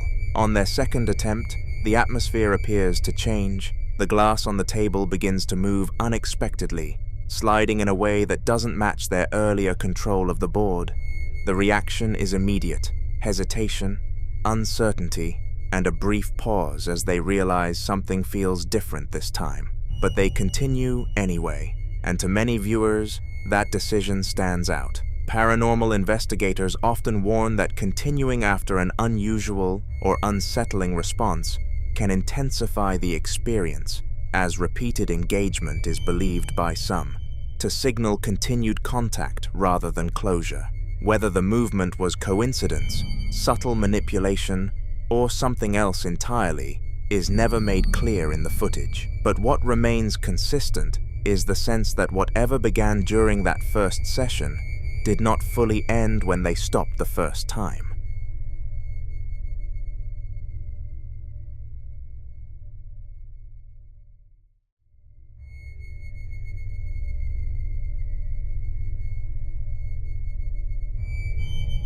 This next video was recorded on a Ring doorbell camera at a home the filmer and his partner had purchased from an elderly couple, and at the time it was captured, the two of them were over 100 miles away. The previous owners had been married for 76 years, and according to the filmer, the husband collapsed in the front yard one afternoon while cutting the grass and died on the way to the hospital. So the house had been empty, locked up, with no one inside. And yet, the Ring app sent an alert. Listen closely. We were over 100 miles away when we heard our Ring doorbell sound. and we were super shocked to listen to the sound. Just wait for it. Sounds like the door is opening, and then there's a voice.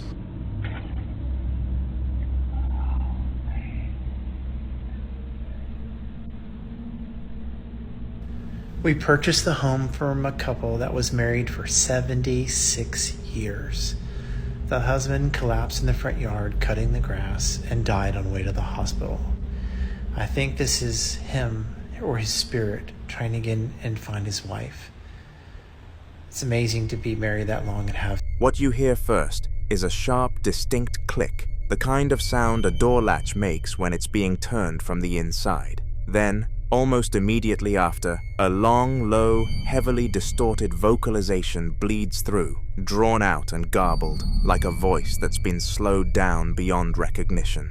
The filmer believes it's the husband, still trying to come home and find his wife. That interpretation is hard to shake, honestly, especially when you consider the wedding photograph he shares at the end. A couple posed on a grand staircase, married 76 years, and now separated by something no door can open or close. Skeptics would point to audio buffer corruption as a likely explanation for the distortion, but that click comes first, and it sounds deliberate.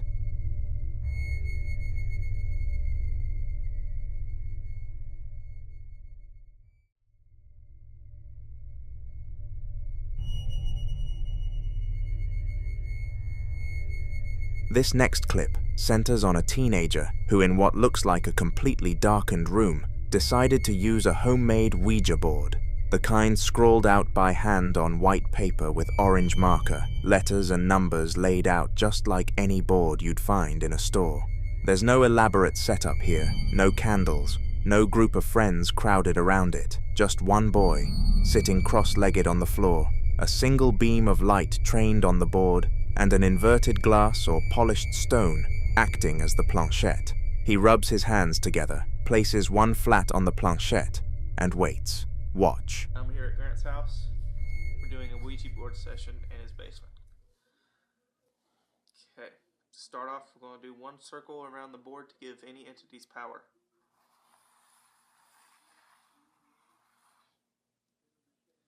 Are there any spirits with us here tonight?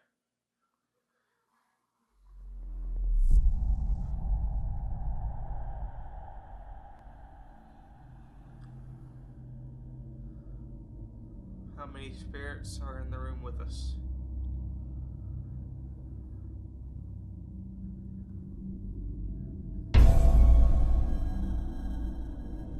Sorry guys, I'm shaking a little bit. I didn't expect this to work. What is the name of the spirit that is with us?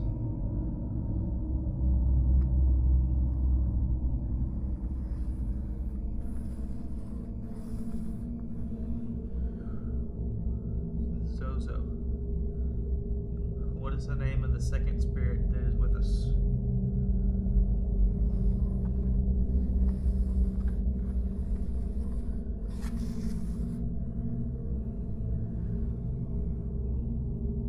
Mama? Mama is the name of the second spirit that is with us.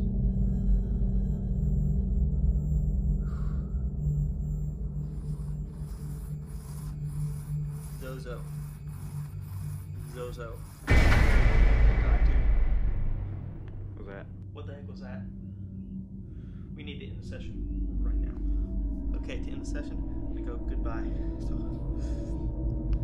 goodbye.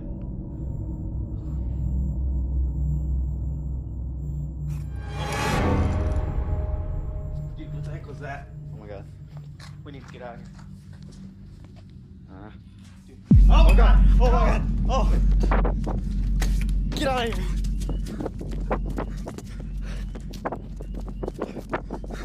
What the heck is that? Within the first 20 seconds, the planchette slides toward yes, and then, slowly and deliberately, begins to spell out BYE, letter by letter, before the session devolves into wide, sweeping arcs across the board. Then, at around a minute and a half in, the camera is violently thrown or dropped, the light beam whipping wildly across the floor before the screen whites out entirely.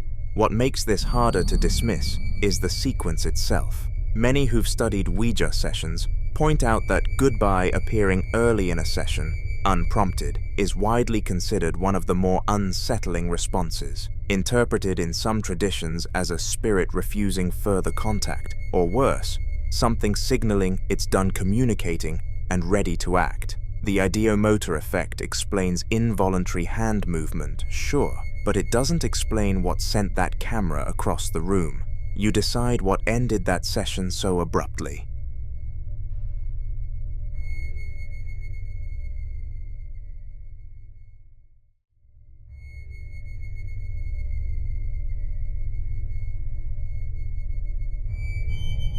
Now, in this next clip, a man films himself walking through his home late at night after hearing a noise coming from the kitchen. He explains to the camera, speaking in French, that it's been a while since he last made a video because the strange activity had quieted down. But recently, he's been finding drawers open around the house, and tonight was no different. He already found one open when he walked in, closed it himself, and then stood in the kitchen asking out loud, directly addressing whatever might be there, who it was and what it wanted.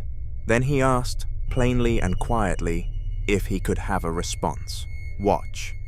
Donc salut tout le monde, je refais une vidéo, j'en ai pas fait depuis longtemps parce que les phénomènes avaient un peu cessé entre guillemets. Bon, je retrouve quand même des tiroirs ouverts de temps en temps, comme là, voilà, je fais une vidéo parce que je viens de voir ça. J'ai entendu du bruit dans la cuisine et du coup bah je suis venu.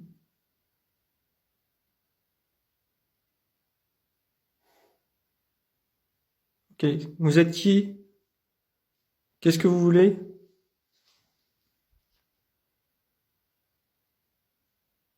Est-ce que je peux avoir une réponse s'il vous plaît?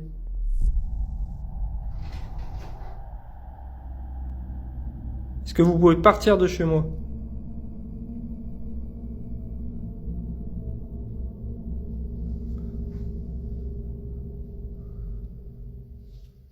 Ok, bon, je referai un live plus tard.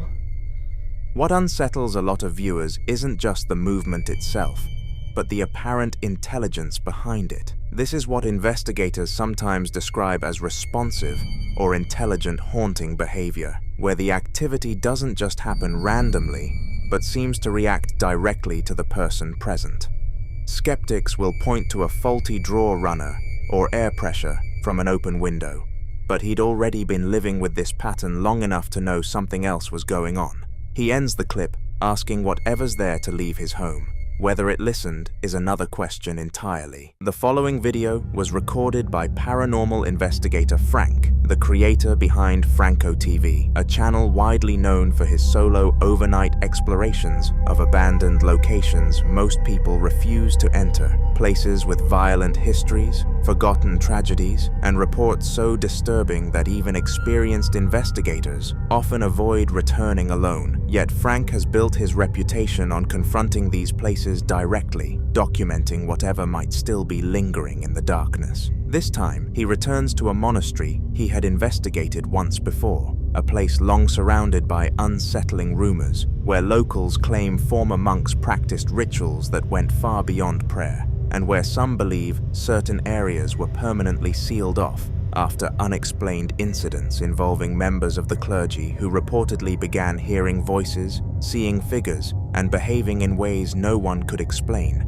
And ever since its abandonment, people who pass near the structure at night have reported the overwhelming feeling of being watched, as if something inside never truly left. Just seconds after arriving, Frank immediately captures something deeply unsettling. Watch.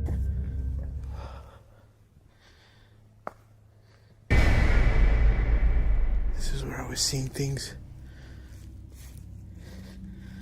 coming out of here.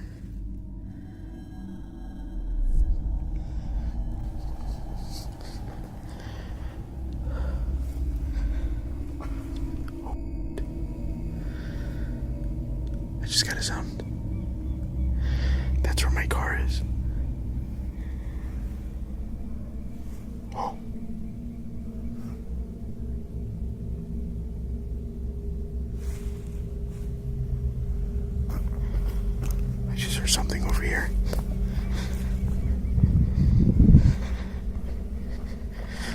so vulnerable right now. Oh God, it is so cold. The next time I come out here again, I'm gonna have to layer up. In the darkness, what appears to be a pair of eyes reflects, like something was watching him. And even when he went into the monastery to escape whoever or whatever was watching him, something else happened.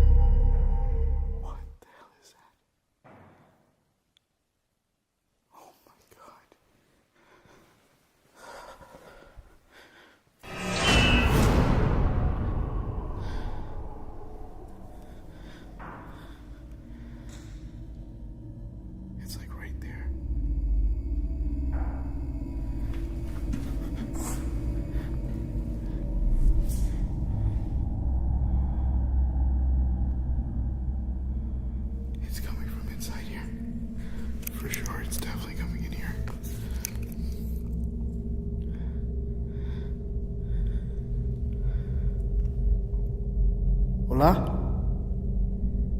I have to ask, what if there's somebody in here?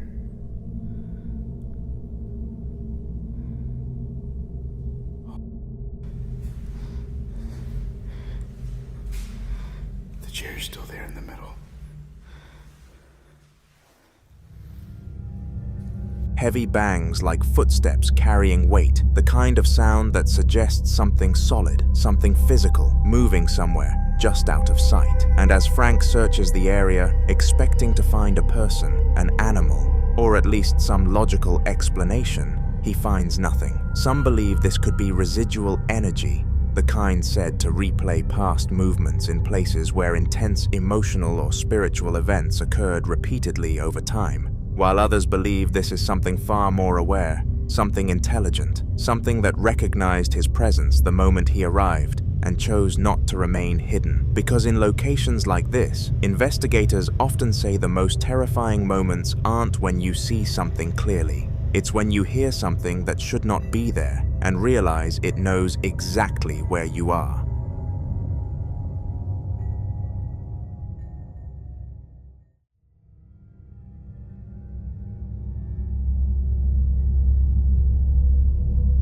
This next video was recorded during a paranormal investigation in a small town in Jalisco, Mexico, at an old hacienda currently undergoing renovation, a property that, according to locals, carries a history far darker than its crumbling walls suggest, with rumors stretching back generations about buried money hidden somewhere on the land, valuables supposedly concealed during times of conflict, and even more disturbing claims that human remains were discovered on the property years ago, though no one seems to agree on how they got there or who they belonged to. One local resident who grew up near the hacienda described experiences that still unsettle him to this day, especially involving the main staircase, where he would hear slow, deliberate footsteps climbing upward, step by step, as if someone was making their way to the second floor, only for the sound to suddenly stop midway, leaving nothing there when he went to check. No person, no animal, just silence,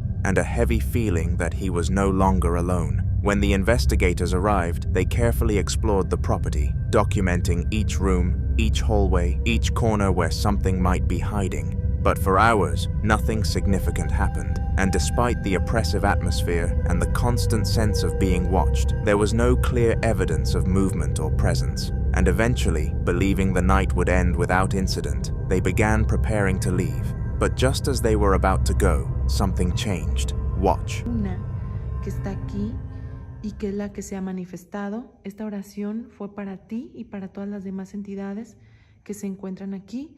Yo creo que es momento de retirarnos porque... ¡Ay, no mames, no mames, no mames! ¡Ven! ¡Ay, güey! ¡No mames, yo vi algo! ¡Vamos, ven! ¡Ven, ven, ven! Algo se asomó aquí. ¡Ven, por favor, algo! ¡Córrele, córrele, córrele! ¡Ay! ¡Ay! No mames, ¿qué hay aquí? Córrele, Meli, ven. Ay, no mames. Es que yo aquí vi que se asomó algo, te lo juro. Ay, ¿quién anda aquí? ¿Quién anda aquí? Yo ya no sé. De verdad. No, no hay nada. Ay. No, vámonos ya. Vámonos con cuidado, con cuidado. Es momento de irnos. Es momento de irnos con cuidado. Ay, no. Yo ya quiero salir de aquí, vámonos. Ya no podemos quedarnos más, de verdad es momento de irnos. Qué terrible lugar, un lugar lleno de energía, una energía muy fuerte la que está aquí encerrada y lamentablemente no podemos hacer nada. Ya hicimos una oración, vamos saliendo. Ya hicimos una oración, pero no hay nada más por hacer, porque yo vengo sin un experto. From behind the truck, something briefly peeks out, a shape that appears and disappears too quickly to fully identify, followed by something even more disturbing, a faint voice, weak, strained, and emotional, sounding almost like someone crying out for help. Some believe this could be the spirit of someone connected to the remains found on the property, possibly someone who died there and was never properly laid to rest, their presence lingering, unable to move on, trapped between worlds and trying to be heard, while others believe the rumors of buried money may be connected, that if something valuable was hidden there long ago, it may have been guarded, and whoever was responsible may never have truly left. There are also those who believe something darker may exist in places like this, not a trapped soul, but something that imitates distress, something that calls out in human voices to lure the living closer, feeding on curiosity and fear. But until more evidence surfaces, what was hiding behind that truck, and who or what cried out into the darkness, remains a mystery.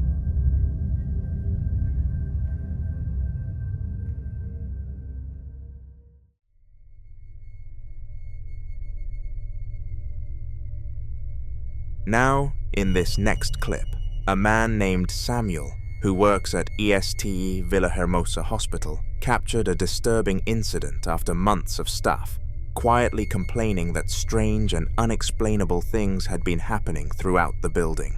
Hospitals, especially those that operate overnight, are often at the center of paranormal claims, not necessarily because of the building itself, but because of what they represent. According to Samuel, co-workers had reported hearing footsteps in empty corridors, equipment shifting when no one was present, and doors opening slightly on their own during the early hours of the morning, especially between 3 and 4 a.m., a time many refer to as the dead hour, when activity is believed to be at its peak. One night around 3:30 a.m., while working his shift, Samuel heard noises coming from the sample collection area. At first, he assumed it might be another staff member finishing late work, but when the sounds continued, he decided to investigate and record. Watch. Compañeros, hago este video porque estaba escuchando ruidos aquí atrás. Son las 3:25 de la mañana. No veo nada. Miren. Acaban de ver eso. Se acaba de caer un bote. Se está moviendo esto.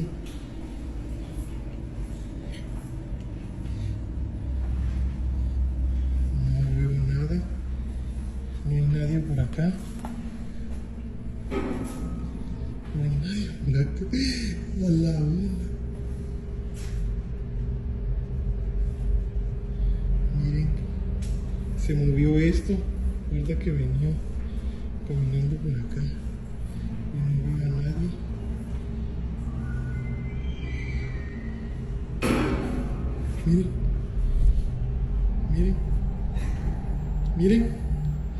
Miren cómo se mueve eso.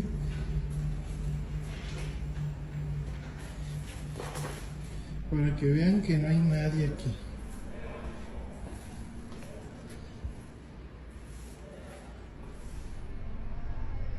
Objects can be seen moving and falling off on their own. Some viewers believe the movement resembles the behavior of a child. The way the trolley shifts, the way objects are disturbed, it doesn't seem violent, but curious, almost like something small, interacting with its surroundings without understanding the consequences. But what happened next made the situation even harder to dismiss. Samuel later reviewed the hospital's security camera footage, hoping to find a logical explanation. Instead, he captured something else. Watch.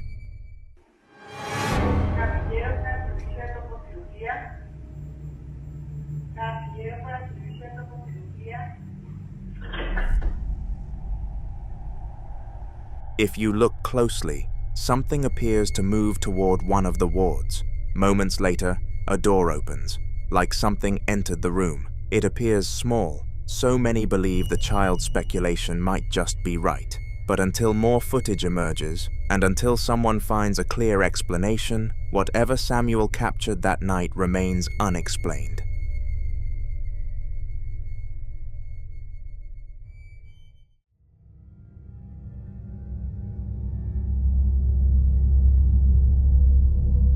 In the following videos, a group of explorers set out to investigate an abandoned house that had been sitting empty for years, its broken windows and rotting walls silently holding whatever history had been left behind. They moved cautiously from room to room, documenting everything, opening doors, checking closets, and shining their flashlights into corners where the darkness seemed unusually thick. But there was one particular room they couldn't access because the door was locked. They tried the handle repeatedly, pushing, pulling, even listening closely to hear if something was moving on the other side, but it wouldn't budge. Eventually, with no way in, they gave up and left cameras behind to monitor the house while they were gone, hoping to capture evidence of whatever might be inside. This is what the camera caught.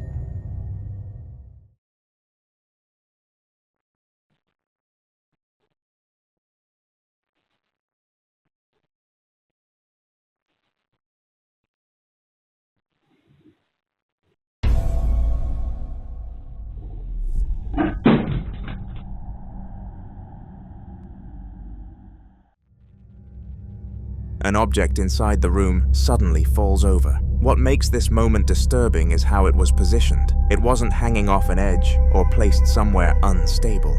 It appeared balanced and undisturbed for hours, and yet it fell without any visible force acting on it. It was as if something invisible had decided to move it. More than a year passed before another investigator named Meguro, along with his partner Kawasaki, decided to return to the same abandoned house. By then, the location had developed a reputation among explorers, many refusing to enter it at all. But Meguro wanted answers. They set up night vision cameras throughout the building and made the risky decision to stay overnight inside. But the night quickly turned into something neither of them expected. Watch.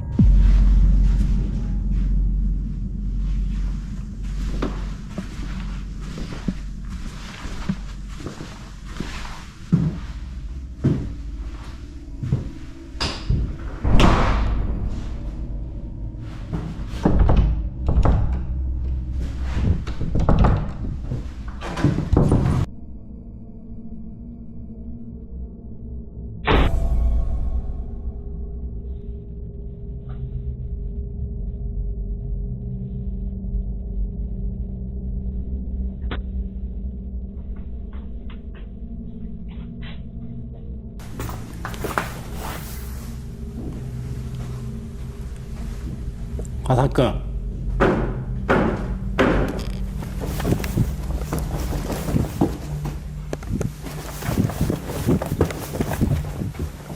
화살끈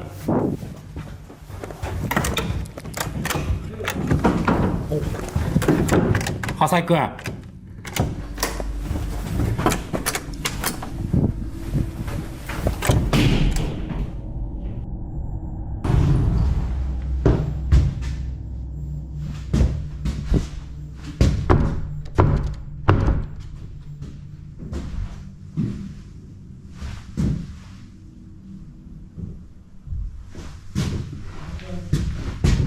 메이고さん 메이고さん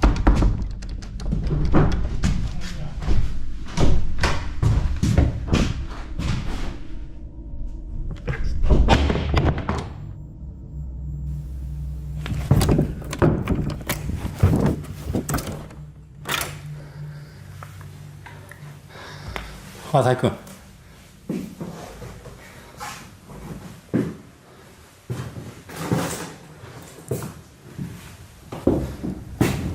Meguro tries again and again, pushing harder each time, and soon starts getting an overwhelming sensation, one he later describes as being watched from the other side. And then there's the chair, a single chair that wasn't there earlier, but at the time, what was important was opening the door. After several tense moments, the door finally opened, and Meguro later describes the moment as something he will never forget. Watch.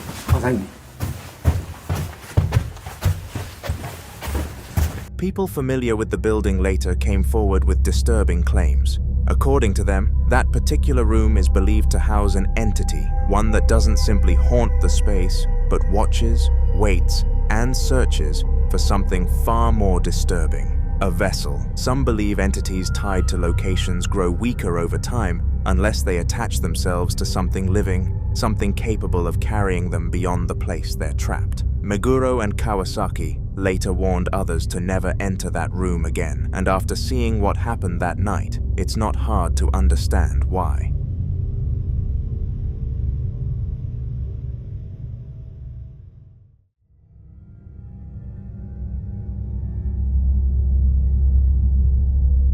This next video shows Amanda Sanders, a woman who says the activity inside her home has been escalating in ways she can no longer ignore. At first, the strange things only happened occasionally, subtle enough that she could convince herself there was a logical explanation. But recently, everything changed, and the disturbances are no longer confined to the middle of the night. They're happening in broad daylight, while she's fully awake, fully aware, and unable to dismiss them. What makes this even more unsettling is her dogs. According to Amanda, her dogs have been behaving in ways she's never seen before. They refuse to enter certain rooms. They hide under the bed for hours. Sometimes, they stare into empty spaces and quietly whimper, as if reacting to something invisible standing right in front of them. Sensing something wasn't right, Amanda began recording more often, hoping to capture proof. And during one of those recordings, this happened. Watch. Alright guys, it's me and Pops right now. It's starting to happen again. I wanted to catch it. My old man's at work. Nothing, nobody is in here. Like, what? Alright guys, I'm gonna show you. Let me see if I can get my damn. And there's no way out of my house. This is the only door. This door and my back door, which is back there. Fuck, I don't know how to get a flat, or, hold on. Guys, I'm just have to come in here and turn the light on. Okay. So I just want to find the damn light. Hold on, guys. Prove no one is in here. Like, what the is going on? No one's in here, right? Shower. Open the shower and show you. Bathroom. No one's. Oh, shit. The door just slammed shut again. What was it, Tootsie? What is it, Toot Toot? Something slammed the door on you, buddy? Come here. Where you going? Okay. Anyway, this is a closet. Oh, I can't even open the door on that side. I'll get it open. Hold on. This is my closet. Please excuse me. Vern, are you fucking with that door? Oh my god. What the f, dude? I don't know.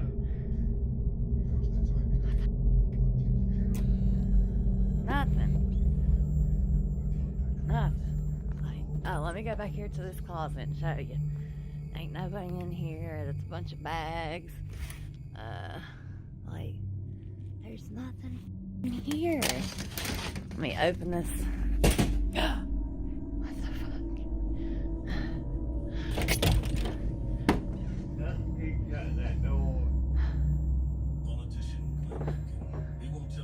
No one here, guys. Just me and Pops. What the f? And the dogs, obviously. Hey, Daisy. What's going on, crazy? Woo! In the middle of the video, a door suddenly slams shut with force. Moments like this have left her feeling exposed in her own home, unsure whether she's being watched, followed, or something worse. In paranormal cases, escalation during daylight hours is often considered more serious because it suggests whatever is present no longer needs darkness to operate. And then there's the dogs. Many believe animals don't hide unless they feel threatened. Their instinct is survival. If they're hiding under the bed, refusing to move, it could mean they're trying to escape something they can sense but can't fight. Amanda says she's now considering blessing the home, hoping it might calm whatever is inside or remove it completely. But opinions are divided. Some believe blessing a home can help cleanse negative energy and restore peace, especially if the presence is weak or recently attached. Others warn that attempts to cleanse a space without fully understanding what's there can sometimes provoke more activity, especially if whatever is present resists being removed. There's also the unsettling possibility that the presence isn't tied to the house at all, but to Amanda herself. Until she takes the next step and shares what happens after the blessing, this remains unsolved.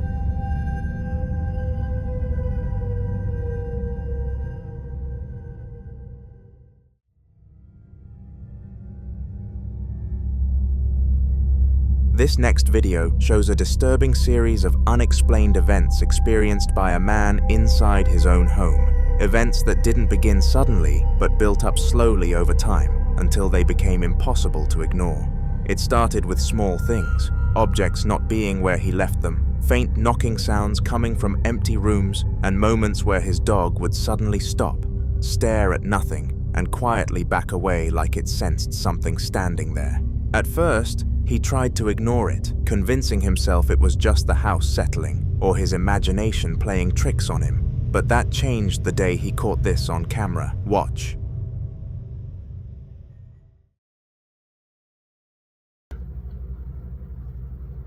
This is camera recording. Huh. This oh, Jesus.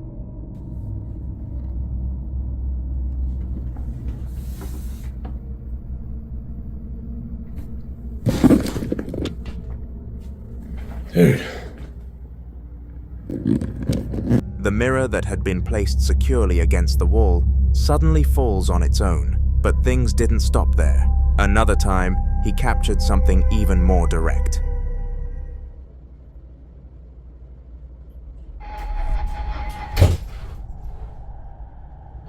The door suddenly closes with force. If it wasn't wind and no one else was inside, then the question becomes unavoidable. What closed it? By this point, he was no longer brushing it off. He knew something wasn't right.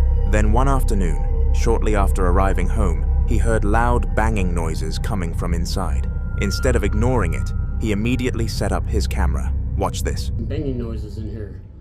So that's why I'm setting up the camera right now to find out, what the fuck it is. Max, shut up. Everybody here.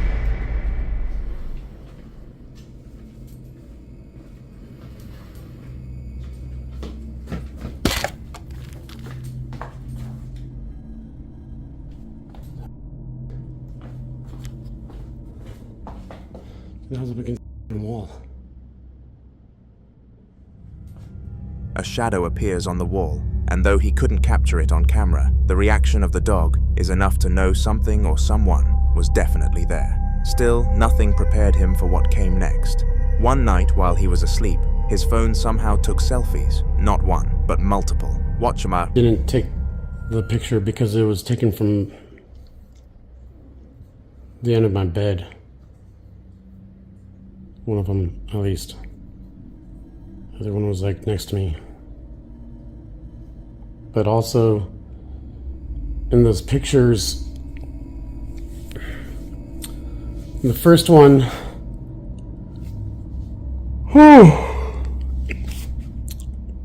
sorry. In the first one,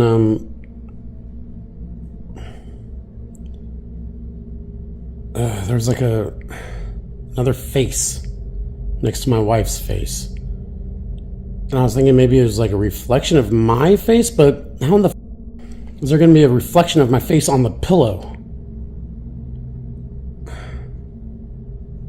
Then on the other one, the other picture, I think my eyes are open. I don't know. I zoomed in. It doesn't look like my eyes are open, but it looks like something's on my eyes. And my hand looks very long.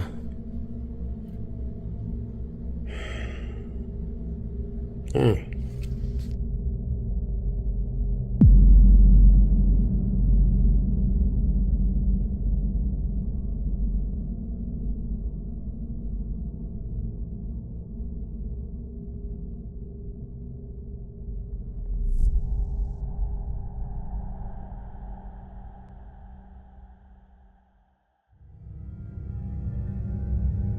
Some believe this could be a camera glitch, a trick of lighting or motion distortion, but others believe something far more disturbing. There's a theory in paranormal cases that entities can manipulate electronics, especially cameras and phones, to capture their presence.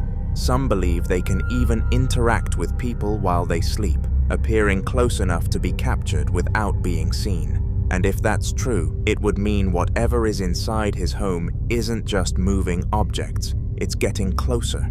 Until more footage is captured, and until he finds out what's truly behind these events, one terrifying question remains. Is this something attached to the house, or something attached to him? You decide.